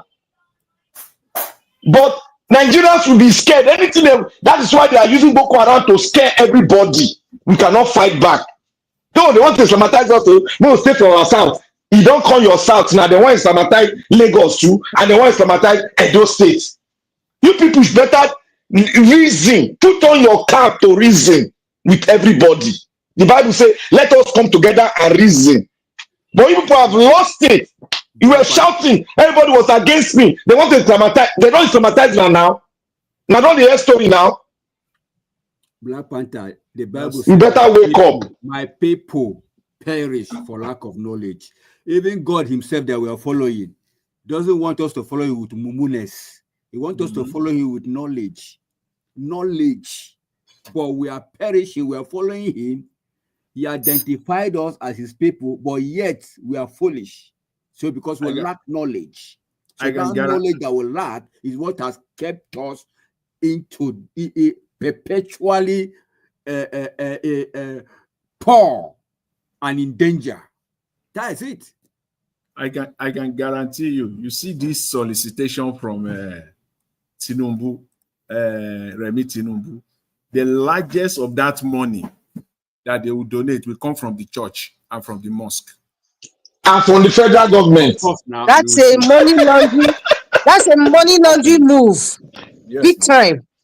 There's no law like there's nothing like money laundering for Nigeria again now. What pays me? People will say, I want to sow seed. Rubbish. Sow seed. Now so Jesus Christ teach us. Sow seed. Don't be to sow any seed. Now to call it. They sow that they plant seeds for ground. Now get bank wait for Jesus bank. You see, if we don't move ourselves, let's not use religion to move ourselves. Let's even use academic to move ourselves better than using religion to move ourselves. If we are moving ourselves with religion, that means God is fake. Why would they move ourselves with religion? Why will religion come into the emancipation of your own people from poverty and evil governance? Why should you bring religion into it? You got to sit down and fight. South Africa, they fought. Zambia, they fought. Zimbabwe, they fought. Ivory Coast fought. Civil war, better than Twitter itself. Libya, they are still fighting to get what? To get a better country. Why is it that Nigerians are fidgeting to fight? Must you be losing people easily on the streets? Black Panther, what we have in Nigeria now is even worse than a civil war. If it were to be a civil war, we know that it is civil war. You see, this is insecurity. You are very right, Mr. Jonathan. It's worse than civil war. It's even worse than civil war. The number of people that are dying, that you see, compare it to what is happening in Gaza now. The number of people that are dying in Gaza. Nigeria is outnumbering the number of people that are dying in Gaza on a daily basis, and that's a full-blown war. So what we are facing in Nigeria is even worse. See, this war in Gaza has been going on now for it will be almost 2 years. It will be 2 years next month now, or thereabout. 2 years. About 60-something thousand people don't buy. Please, let them bring the staggering statistics of people who don't buy in Nigeria for you in the last 2 to 3 years alone. Then you will know that what we are facing is even worse off than a civil war in Nigeria. It's just, it's crazy. Somebody once said that if you want to sell a fake bridge to Nigerians, just go to church or go to mosque. You will sell it very, very fast, a very fake one. That's where you will go and you will sell it to them, and they will buy. Educated people, they will not think. Their brains are suspended, completely suspended. I don't understand, maybe for selfish reasons, for self, I don't just know what to call it in Nigerian churches and mosques, Sometimes, is it this money that Tinubu, Madam Tinubu canvass for? You will see, they will even be fighting who will donate the most. It's a strategy. It has never happened before in the history of Nigeria to see a first lady coming out on a national TV and soliciting for money. It has never happened before because that is a marketing strategy, leveraging on that office, using that office to defraud Nigerians. using that office, and people, you even see they will be struggling. Who will donate the most? Who will donate the most amount of money? You will see the kind of money that this woman will gather. Just wait and see. You know, they will go to churches. They will go and I have something to solicit. say. Yeah. Yeah, you see, sometimes we forget quickly. You know, last time it's like 2 weeks time, 3 weeks back, right? We deliberate about Nigerians that they are MAGA. You understand? They are MAGA, yes. Super MAGA. We deliberate about that issue last three weeks or last 2 weeks, something like that. It's only MAGA, you understand? That you said you tell something twice. You will do it twice. We not even reason. They are MAGA, they're even more worse than MAGA. That's why I say they are super MAGA. Yeah, they are super MAGA, really. Because I see no reason why, if you want to build library, why can't you build library? Why are you seeking for people's donation? How? What's the business of First Lady in building libraries? I see all those Yes. items that Madam Rita highlighted. There are thousands and tons of programs that a First Lady will just pick one of them that will stand out, you know, and that will stand the test of time. It will be a legacy. That's what is called legacy. See all those things. There, many of them. Just close your eyes and pick one of them. What is the work of Minister of Education? Yeah? If she's one building library, what is the work of the Minister of Education? In this time and age, that your phone alone is even more than library. In this time and age, they should just say that they should just want an SPV. That's all. And those that national library, uncompleted one, every year they budget money for that, you know. Every year they get those that will even come and donate will be those that are looking for appointment here and there. That is it. Now I said to curry favor. I said you will see the money. Those are the people that will Mr. Jonathan, every allocation is going there, right? Okay, yes, what are they doing with the money? Abati said they promised 1998. 1998 in now, almost 30 years. They promised 98. They promised they promised 2005. Now the wife is now, Tinubu is now the one soliciting for the money for library. So since 20-something years, they have been putting money in it. The wife, Tinubu wife, did not say they should bring out that money. He's telling Nigeria to come out. Who even sent the Remy birthday? Not to talk of bringing money for library. Thank you very much.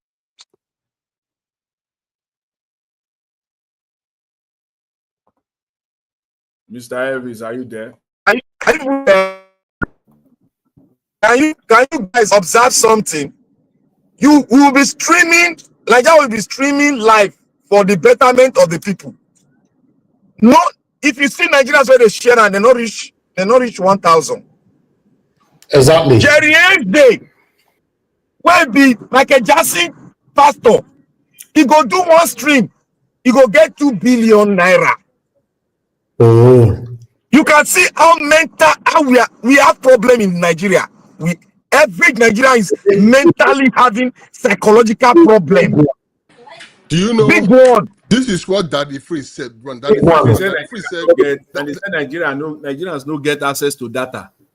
This is exactly what Daddy Free said. Daddy Free one day said, "We are not encouraging access. Nigerians can give more into Jerry Eze, and they cannot give more into things that we actually better the society. There is a problem somewhere." So now, but he said like.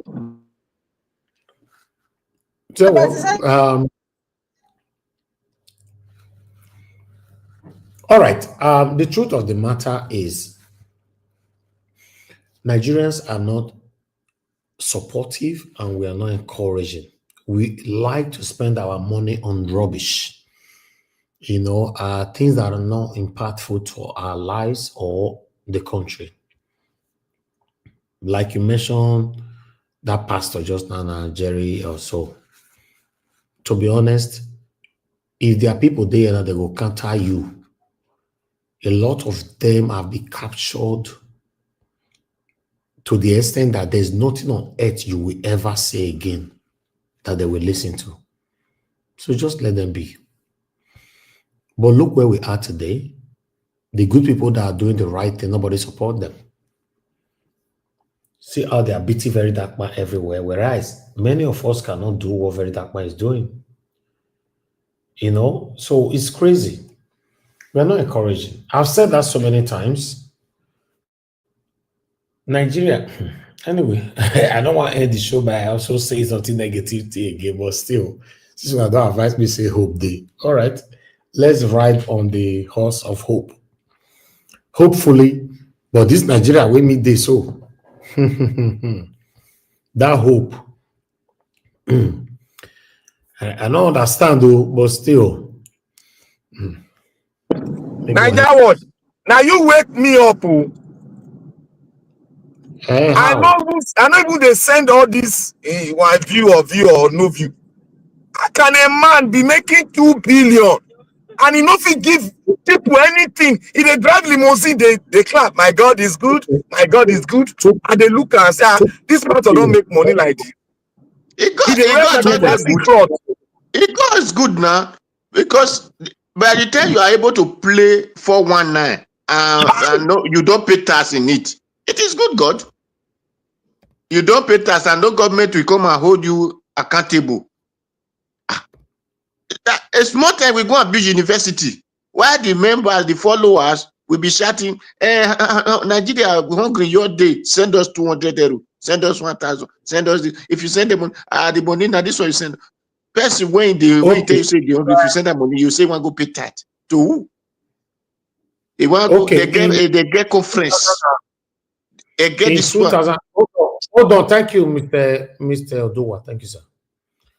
In 2024, you know, from March to November, Pastor Jerry Eze recorded 7 billion naira we make for YouTube. Just YouTube. Is here, I'm looking at statistics now. I'm not just talking, I'm looking at it right now. You know, to November, from March to November, 7 billion naira. Then, after announcing this, guess what? Everything skyrocketed. From December last year, throughout this year till now, is now earning a minimum of 1 point something billion, 2 billion, 2 point something billion every month. On YouTube. Be that, sir. Who you say be that? You say? Who where they end that the money where they cost so online? Niger what? And this same Nigerian. But this man, this person you are referring to now, what he does online is just broadcasting. Like he has a YouTube channel. Yeah, he pray for people. Yes, he pray for people. Now prayer in YouTube. Yes. They call him what God cannot do does not exist. One lady they send her for me every day. And Nigeria don't come to handicap now. What do they pray for? Now he be this. Listen, nobody checks on you like those who don't like you. They are always on your Instagram. Now, Banyere have film. Now he be that man, Can you imagine? And Nigeria what? Somebody go to sick for Nigeria today. He go say he need just 200,000 naira. All this pastor go close mouth. Pray for the person. The man they hit people well. Now we they heal people. I don't know if I forget now who they heal. Black Panther, you're talking about somebody needs 200,000. Wasn't it this program? Mr. Elvis played a video of a woman who lost her twins. How much did they ask her to pay? Can you imagine? It was less than 28,000. 28,000. She couldn't afford it. So that one is even high itself. Some people pass away because of 5K. You won't believe it, 5K. The country is meant to. I don't. Mr. Elvis, I don't know what you're doing. I don't know what you're doing in Nigeria, but I really admire your courage, and I really support you in anything that you're doing. You know, you're just a great guy. Not be the same Nigeria you for come on last week, so. Yes, no, I'm just trying to say, you know, how terrible and bad the country has become. The country is rotting. I don't know if it's redeemable. I really don't. Yes, but what I'm trying to say is the fact that you're in Nigeria and you're even on this show live, electricity, you're paying for internet, the time that you're spending with the stress every day, there's one thing or the other, I'm sure, that you have to do in your house every day, and you have to yell at people before people do things. That's just the Nigeria. Nigeria is stressful on its own, except if you just decide to be mute, then maybe you have some mental health problem when you come back, or you have to speak up. But Nigeria is not the Nigeria that you and I knew anymore. I'm just trying to say it. It's not the same anymore. The people, the environment is not the same. Since I came in, I've been complaining. In fact, this country, oh God, I say, I ought to pray, may God not make me make decision that I've seen some of my friends where they don't make in the past, say they will never step their foot for Nigeria again. I pray may God never let me make that decision. At least when I've seen how much I love this country, how much I've put in my time coming out every day to talk about the country, and not just talking about the country, I also spend my time inside the country. But if we need to be honest to ourselves, this country is not working at all. It's not working. Just 4 days I don't spend for this country. I don't become a talkative. So they talk. What is happening?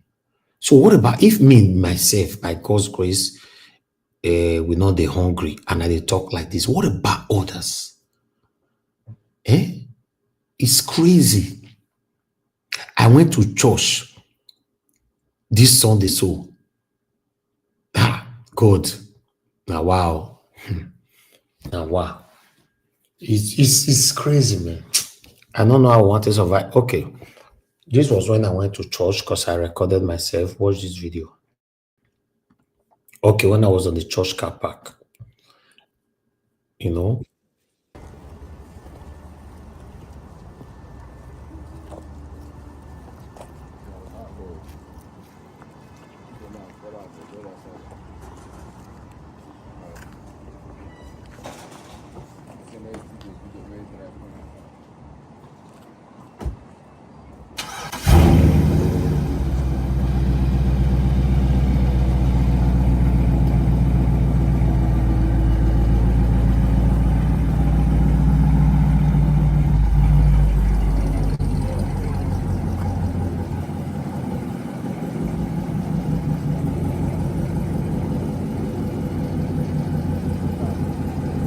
Let me go from.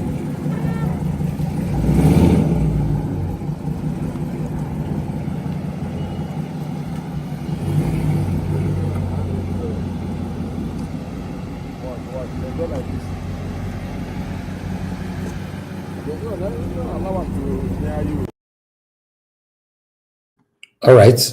You see, do you know that God, our country is supposed to be the best ever in the world? The only thing that failed us now is not even the government again, because I keep saying that the thing that failed us is the government alone. No, the government and the religious leaders. Let's put it like that.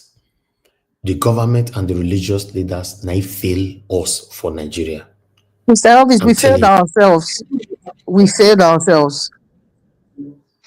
No, it would have been much better. Would have been much better if we were having these two doing well. We will follow the full step. But Once they we are follow not. the full step, that's the thing. Don't we have a mind of our own? That's why I say we failed ourselves. We're cowards. You've used that word before. It's cowardice. When you see the leaders are doing something wrong that's not benefiting you, you keep quiet, you're subservient, you revel in it, you support it, and then you're not saying, no, you should have your stance to know what is good and what is not good. But because we are greedy and because we are gaining from this unstableness, you cannot blame in fact, is it Tinubu that said the man at the airport to collect money for it? Did Tinubu send him? No. We failed ourselves, Mr. Elvis. Madam Rita. Because if we're people who know themselves, any politician that misbehave and it comes to diaspora, we should not To be honest, them. if we're having good leadership, man, a lot of mindset will change. I'm telling you. Sheep and shepherd in a way style of followership. Yes, this thing you just said, let me tell you. You remember in 1996 when they were terrorizing Benin? They were terrorizing Benin City. So they were soldiers sent by Basejo, then in First Junction by Sukbomba Road. So the soldier man were collecting money from bus driver, which I was inside that bus. I told him, soldier, you are collecting money. Did you know what the soldier man told me? He said I should go and tell Obasanjo not to collect bribe. He said if Obasanjo did not collect bribe, he said he will not collect bribe. So see, we are the problems of ourselves. We failed ourselves. Mr. Evans. Yes, sir. Yeah, you say something. You say, let's tell ourselves truth. The government, they are the problem of the country. You know why? I will tell you reason 100%. If government implement law and enforce the law, they enforce the law that anybody that they can't collect bribe, if you go to prison 10 years, nobody will collect bribe. They are the problem. They are the major thing. I was discussing if they put the law, nobody will do it anymore. Mr. Abdul Malik, what you just said now, I was discussing it with somebody this afternoon here in Nigeria, here in Lekki.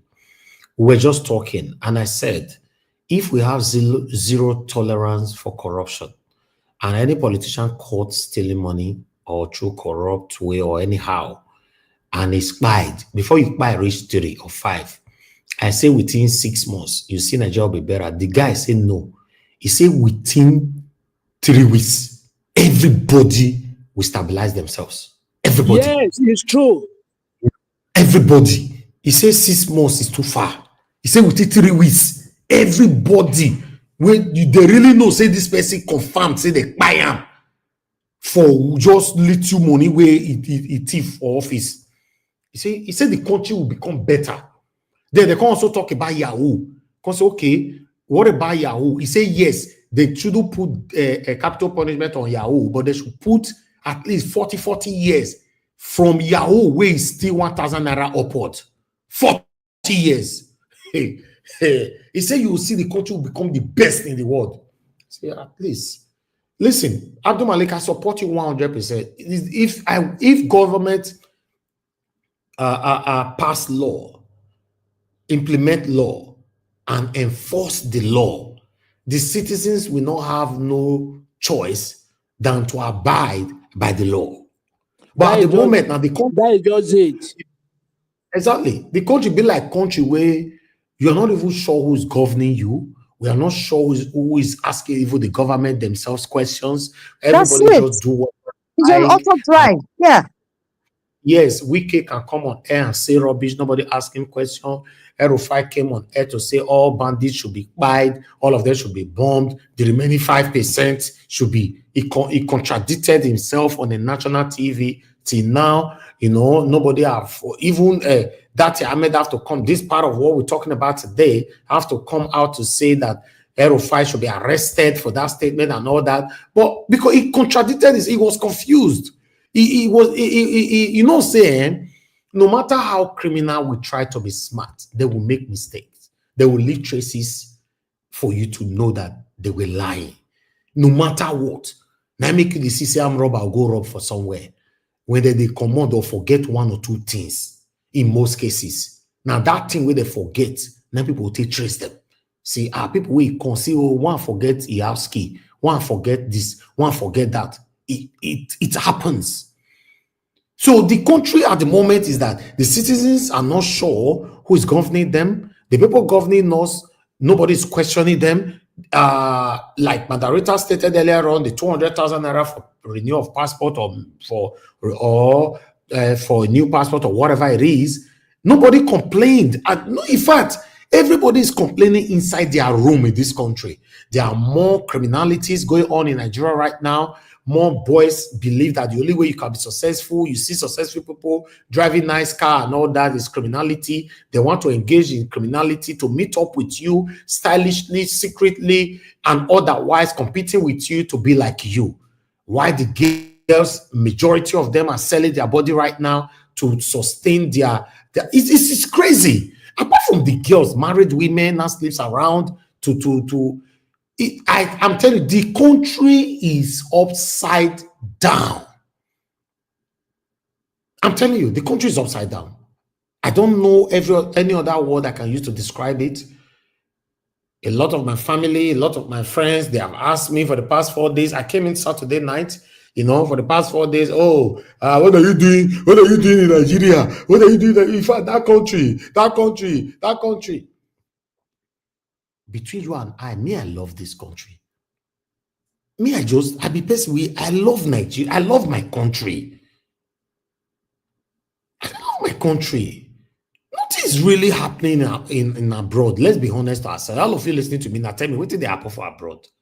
Not be go to work, come back, go your kitchen to your bedroom to your living room, your garden if you get garden, or if you not get garden, your balcony. Then you go on the street and walk, and people ask you, "You're right. The weather is nice today." You say, "Yeah, it looks like it's gonna rain." Yeah. Finish. Our lifestyle in abroad is repetitive. It's the same thing and all that. So the feeling of you and your country is different. That's why you see people like us fight. For me, I'm number one person that want Nigeria to work. Yes, I love my country and I've invested in this country. I want to live in my country. I want to visit abroad, just visit abroad, and come back to my country. And oh God, you won't get it. Mr. Elvis, Yes, you are absolutely right in everything you just said. The truth is, I love Nigeria also, and I guess many of us here, we love Nigeria. I have a lot of stake back there, and there are so many families that look up to me because I have to pay their salary every month. They work for me there. And the truth is, it's annoying. It's really, really annoying when I look at the current state of the country. And what pains me most is that if the people we have today are actually working to say, you know what, enough is enough, we have to get this this country together, then that will be encouraging. I said something years ago. I said, Nigeria, Edo State government, they should stop looking for. Do you think foreign investors to go where? They will never come. The only people that will come are Chinese. Chinese people don't care. Those people, they can go anywhere because those people they are used to jungle life, so they don't really care. And when they come there, they come to a place. They are very intentional. They know what they want to get from that place. But the only way we can make Edo State work is to first of all invest on the people, invest on because Edo State should be a tourism hub. It's one of the most traveled states in Nigeria. If invest on it, but when the people don't see that, sorry. And they keep running for foreign investors. They're never going to come with insecurity, with the deplorable state of the only way, Sir Louis, the only way Nigeria can work, we need to get it right from the top. All this one we are just saying, governors should do this, the other one should do that. When we have one or two persons oppressing their neck, when you and I know they see. The only way Nigeria can work. And that's why you see I'm here every day supporting Peter Obi. I'm not the Igbo man. If Peter Obi become president tomorrow, he will not be a president of Igbo people. He's going to be president of the Federal Republic of Nigeria. And that's why many of us are here. If we get that number one seat right, many other things will follow. I don't expect Peter Obi to come into power and become a perfect man. Obviously, mute yourself. The child is... I don't expect Peter Obi to come into power and make Nigeria better overnight. But at least I'm certain. When I said I'm certain, I don't know why I have that strong belief that Peter Obi will be better than every single president we've seen in the whole Nigeria. I'm telling you. One, Peter. Yes, ma'am. Sorry. Go ahead. You were mentioning number one. No. Go ahead. Talk to us. Something just came into my mind now when you mentioned Peter Obi. If I had the opportunity to ask him a question, and please, anybody who has the opportunity, please ask him this. If you were to become the president of Nigeria, can you name 2 policies, just 2 policies, or maybe 3, that you are going to adopt that would stir up the country immediately? For example, like what the man from Bodilo said, subsidy is over. Within 24 hours, everything changed. I need to know what I don't know if he has thought about it. What will he do within 24 that would steady, that would shake the country? Because we don't want one motor committee. We want something that will shake immediately. That is either you leave the country or you abide by the rules.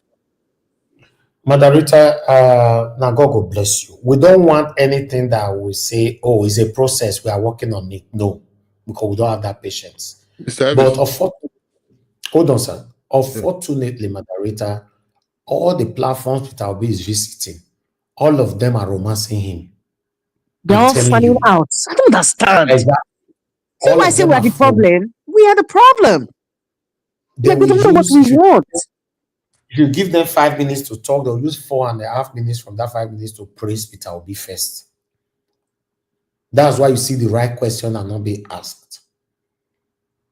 I'm telling you, Peter Obi will become president tomorrow. You see that, God forbid, the man might just be confused because people with the hail are too plenty. And I bet you, right to this date down, because I'm very certain Peter Obi will become president in Nigeria.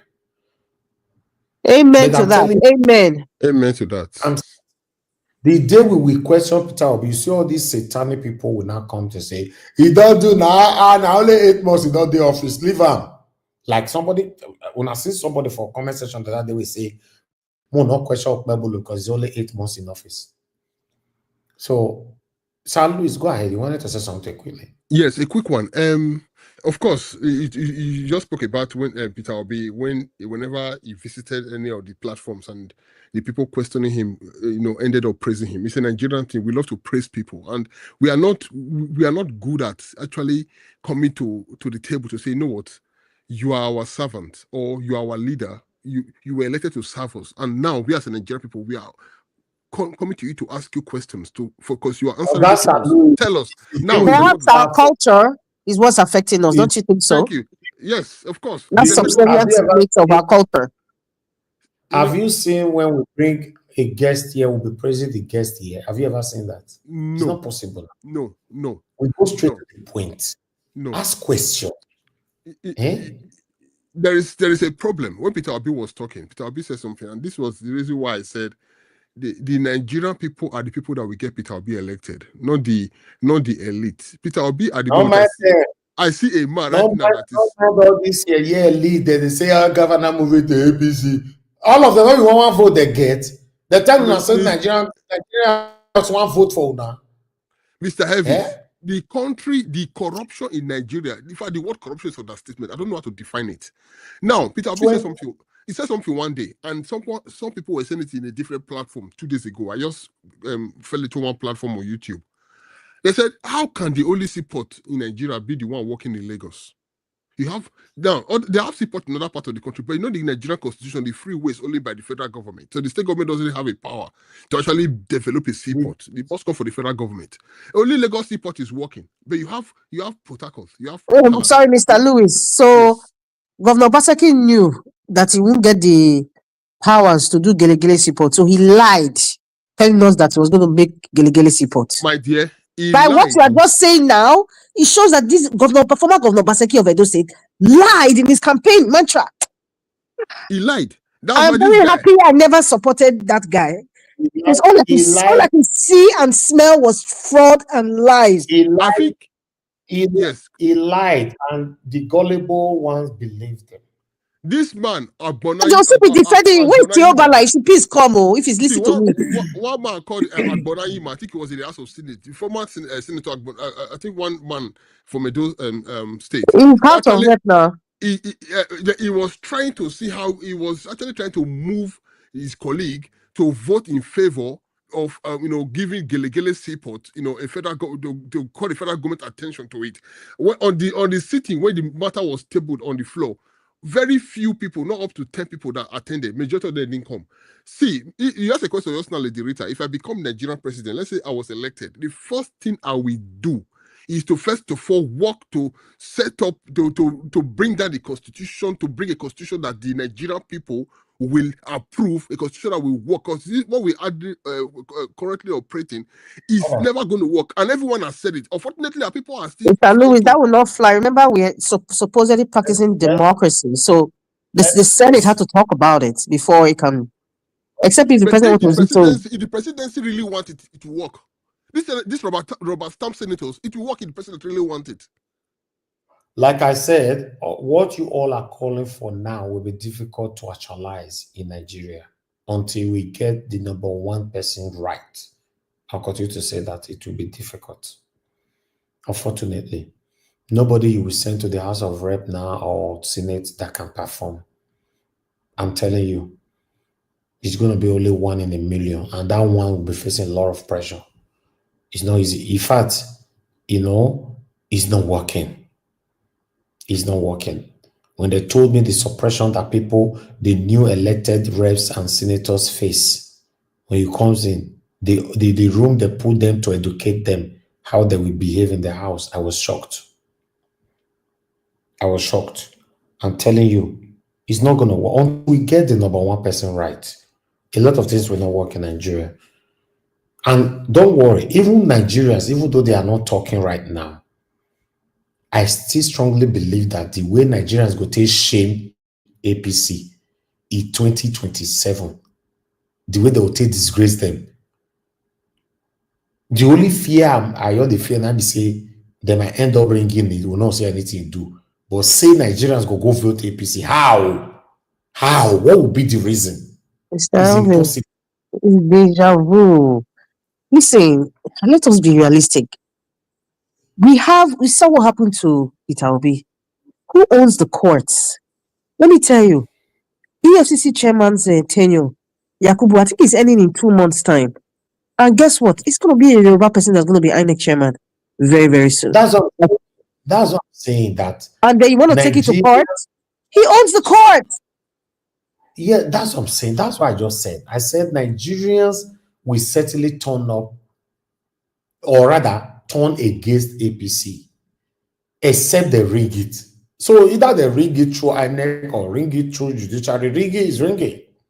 That's what they did in 2023. The point is Nigerians shouldn't accept it. If they accept it, then they should just, whatever they see, they should take it like that.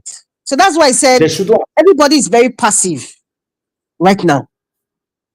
And we are the solutions of our problem. That's the truth. Every Nigerian knows. Or because we have been beclouded by greed, self-centeredness. They'll say, anyway, my sister is there, my brother is there, okay, we'll manage her like that. That's what we're talking about. Common passport. There's no protest on that. Even you people are saying sure. I saw come out to these people to go to immigration and to what is it? Tunji Ojo office. I don't know, was it Tunji or Tunde Ojo's office to say this 200,000 for passport, 10 years passport is absolutely ridiculous. Where are the activists? Where are they? So everybody's in the game. Margarita, we don't have activists anymore. Check those states now. Where are all our activists and all our those survivors in society? Where are they? Everybody's quiet. Civil society. Hunger has made everybody quiet. Hunger, subserviency. People have lost their self-esteem. We no longer have strong men that will come out and speak. They don't exist anymore. Even if they exist now, they are very, very old and frail. We don't have those men. Where are they? Where are the men of Nigeria? Perhaps we take a woman to make the changes. Yes, perhaps. Because it seems that the men are just, whether they are drunken in their suffering state, and they can't stand up to the men. And then we talk about the man is the head of the family. The man is supposed to be the head of Nigeria. Where are the honest men? Where are they? I'm talking Edo State now. Where are the honest men that will come out and speak? Where are they? Where are the thousands of Edo States? I'm not going to talk about any other state. Where are they? They're nowhere to be found. Madam Rita, Nigeria Watch. Even some of the people that we thought they used to speak, information reached me that they are even supporting Okpebolo. Some of the people, some of the top. So the problem is you.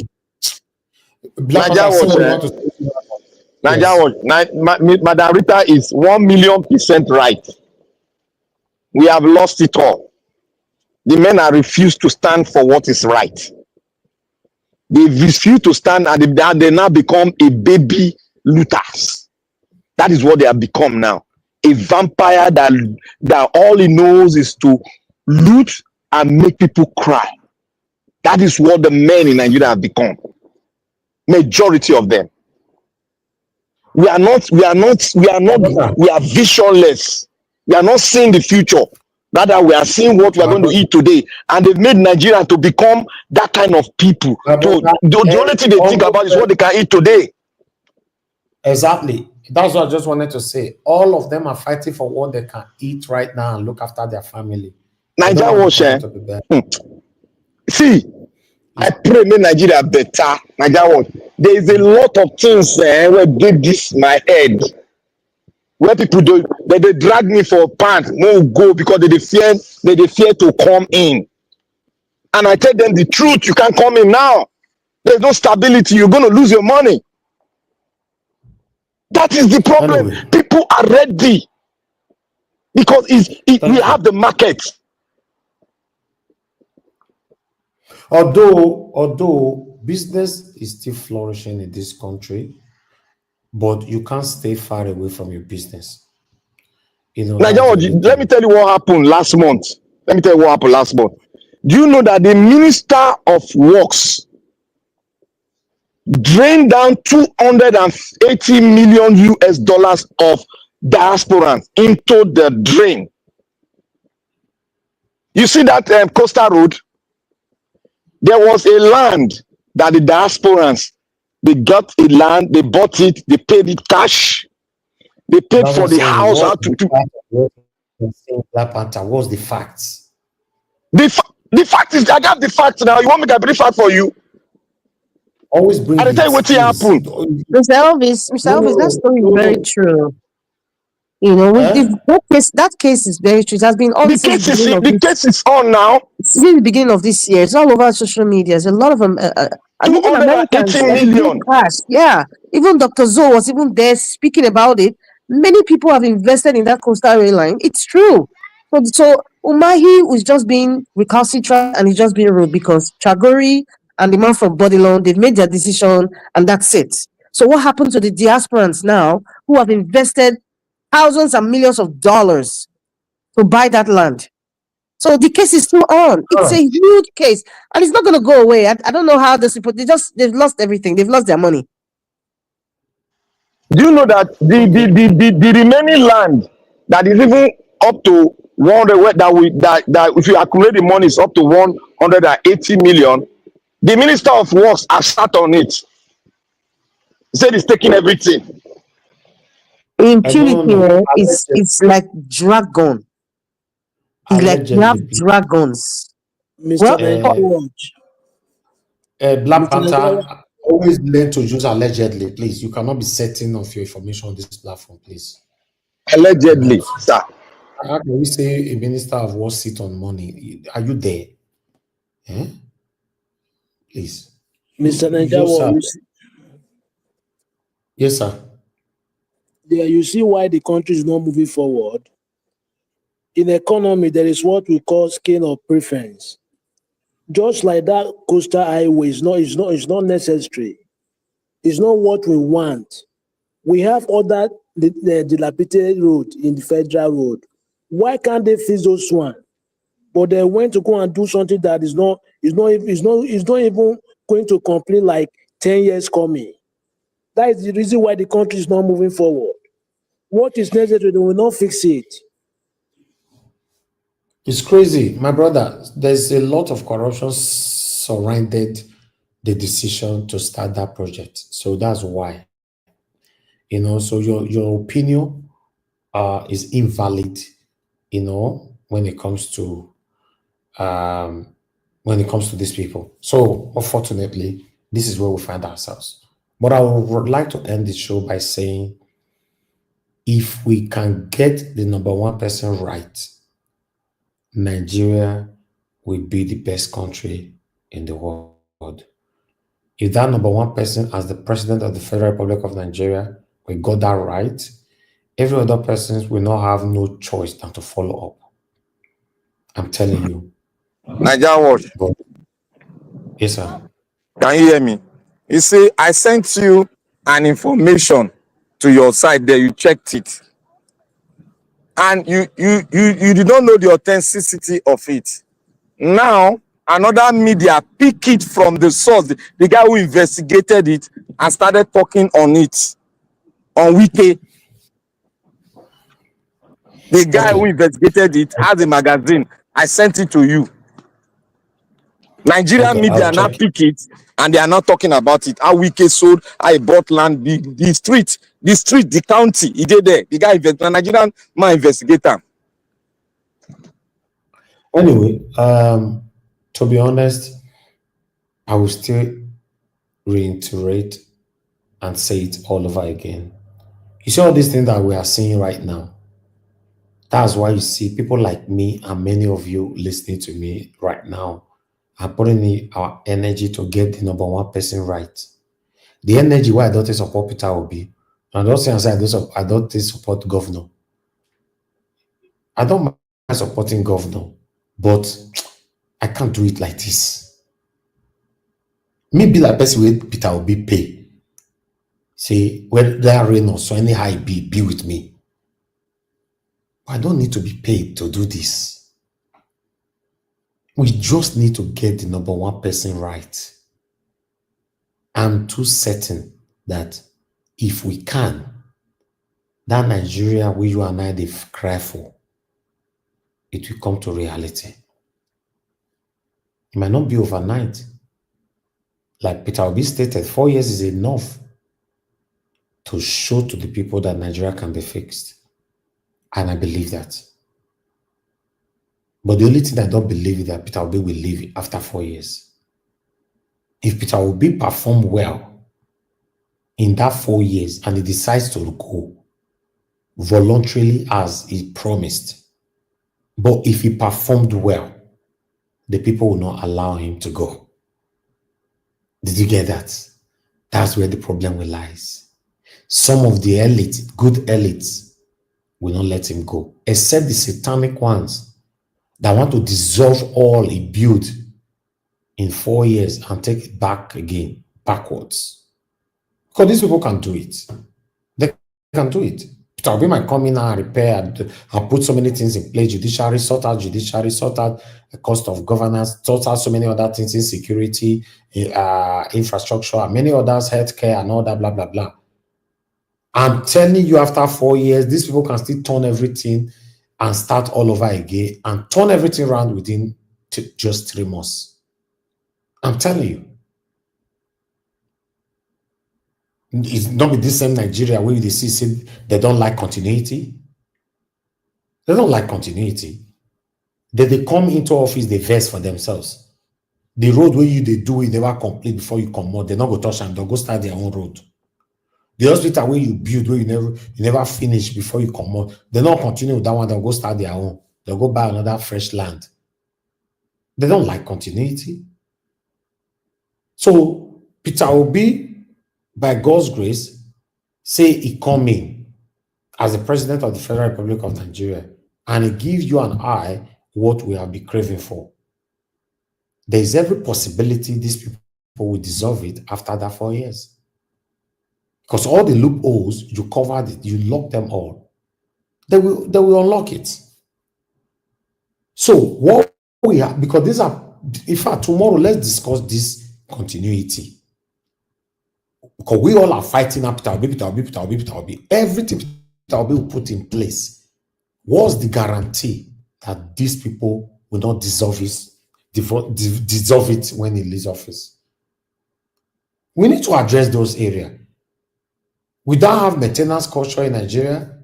We don't have the spirit of continuity. It's going to be difficult. Because normally, where Peter will be stopped, whoever that comes in is supposed to continue from there. But these people will not. I'm telling you. Look at Edo State now. Okpebolo came into power. Most of the things Obaseki were doing, that was good things Obaseki was doing, he paused all of them. Go reach Edo GIS. A lot of people are complaining right now they cannot even have their CFO. Thank God I got my CFO before Obaseki left power. Maybe by now, and I forgot they cry now, say, I don't see my CFO. They don't agree, give me. What happened to, even though you want to probe your predecessor, probe him, but continue for where he stopped. Mr. Elvis, I have It doesn't something work to like that say. in Nigeria. Mr. Elvis, I have something to Quickly, say about that statement. When you said the Okpebolo has go ahead. stopped the GIS.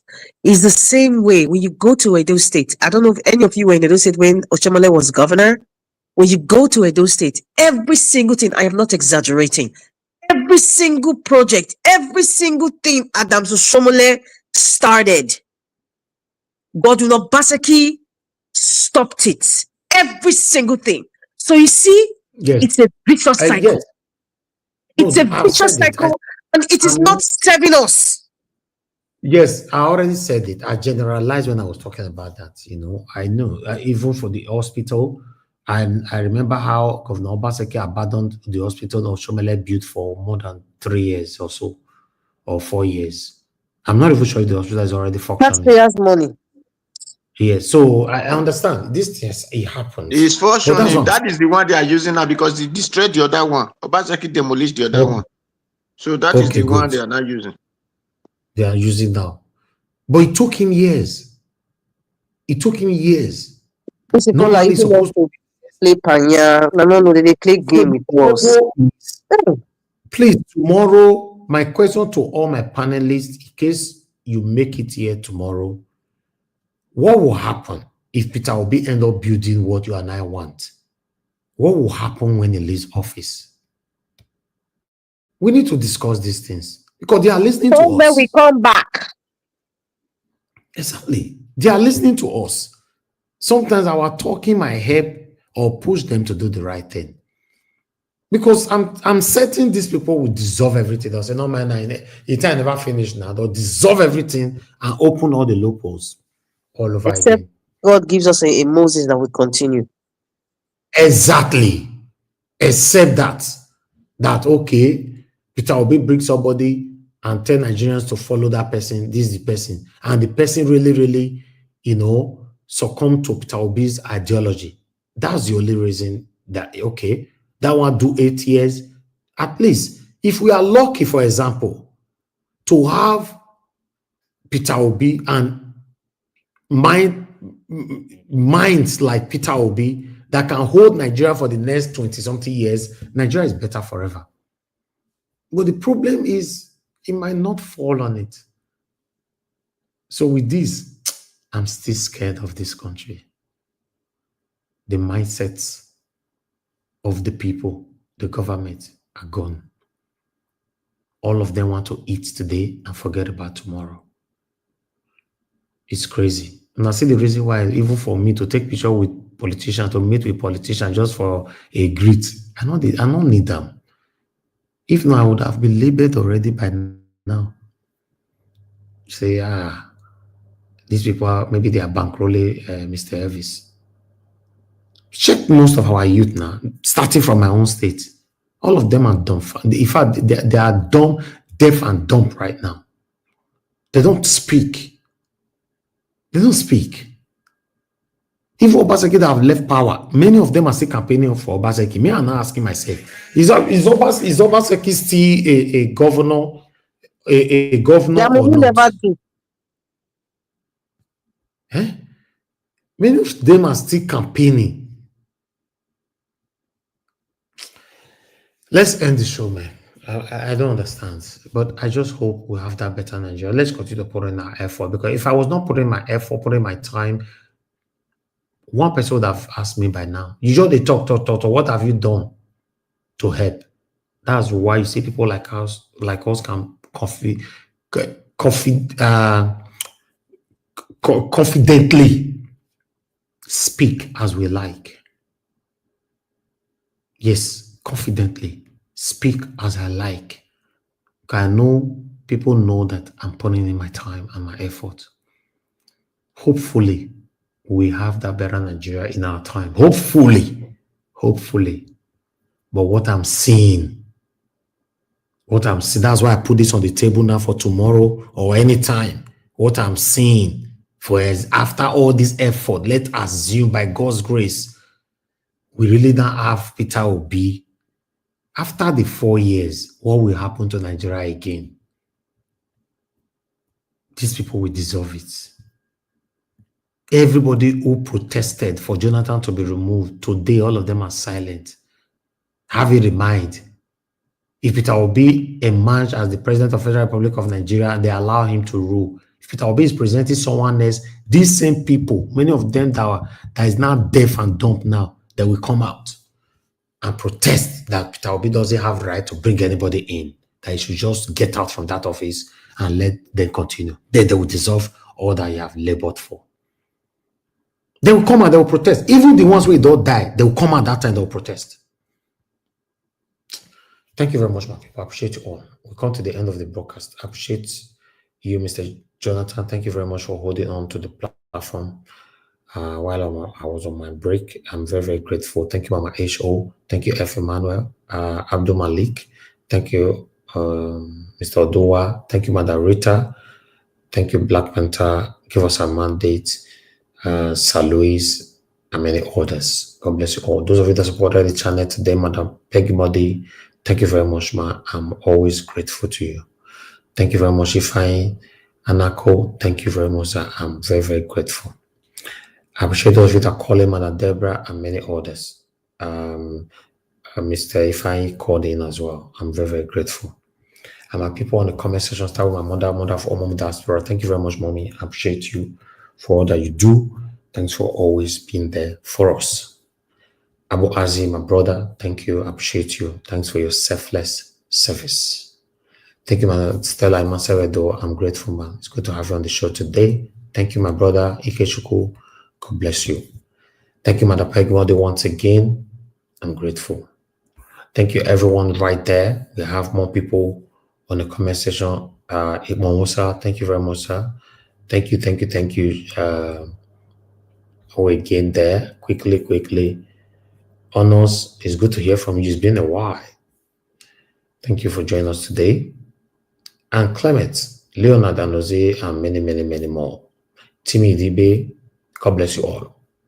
Press on the like before you go. Help us to, if possible, copy the link, take with you,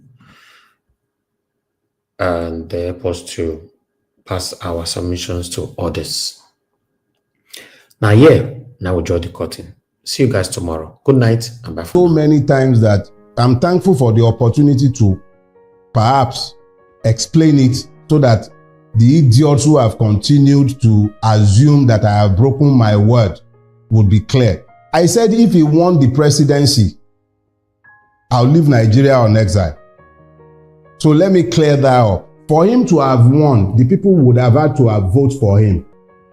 We didn't vote for him. He stole the presidency. Yakubu and INEC sold him the presidency. The presidency is not an expression of the people's will. It is an expression of the debauchery of INEC and the height of our judicial corruption. He did not win the presidency. If I had left, I would have been sanitizing and deodorizing a skunk. If nothing else, I rise and fall by my word. And when I said that I would live on exile if this man won, it was so that people will know that I do not believe Nigerians to be depraved enough to be possessed of the idiocy to vote somebody like him into power. And they did not. Anybody who prefers to delude themselves can continue to delude themselves, but Tinubu knows, INEC knows, the judiciary knows, and so do a lot of Nigerians, that Tinubu did not win the presidency. He stole it. So I'm not leaving because he did not win. It's that simple. That I'm still here is in rebuke of him. It actually cost me a lot more to stay here. It's not just the multiple level of danger that I face on a daily basis by remaining in Nigeria. Because if they will be planning my murder 3 years ago when they were not in power, one of his goons in Lagos State was the one sat at the head of the plot to kill me. They are the ones in power now. Ordinarily, I should run now. But I'm here. I am here because he did not win. He knows it.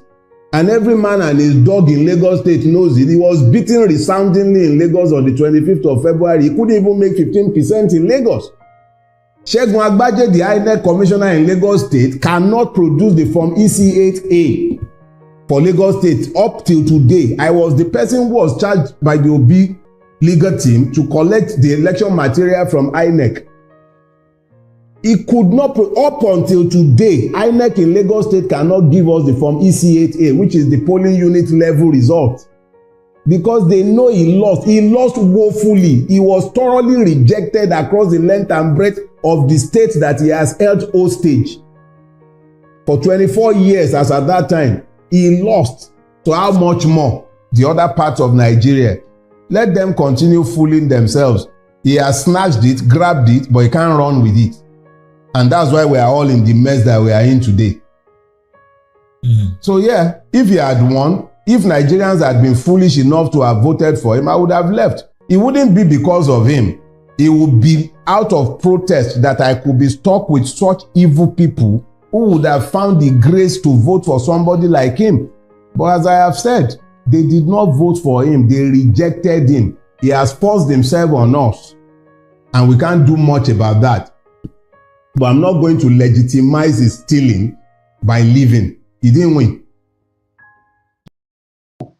All of them. The political class has decided that they are the bandits against the people of Nigeria. Between the executive, the president, the presidency, the National Assembly, I think they are decided that they are the bandits.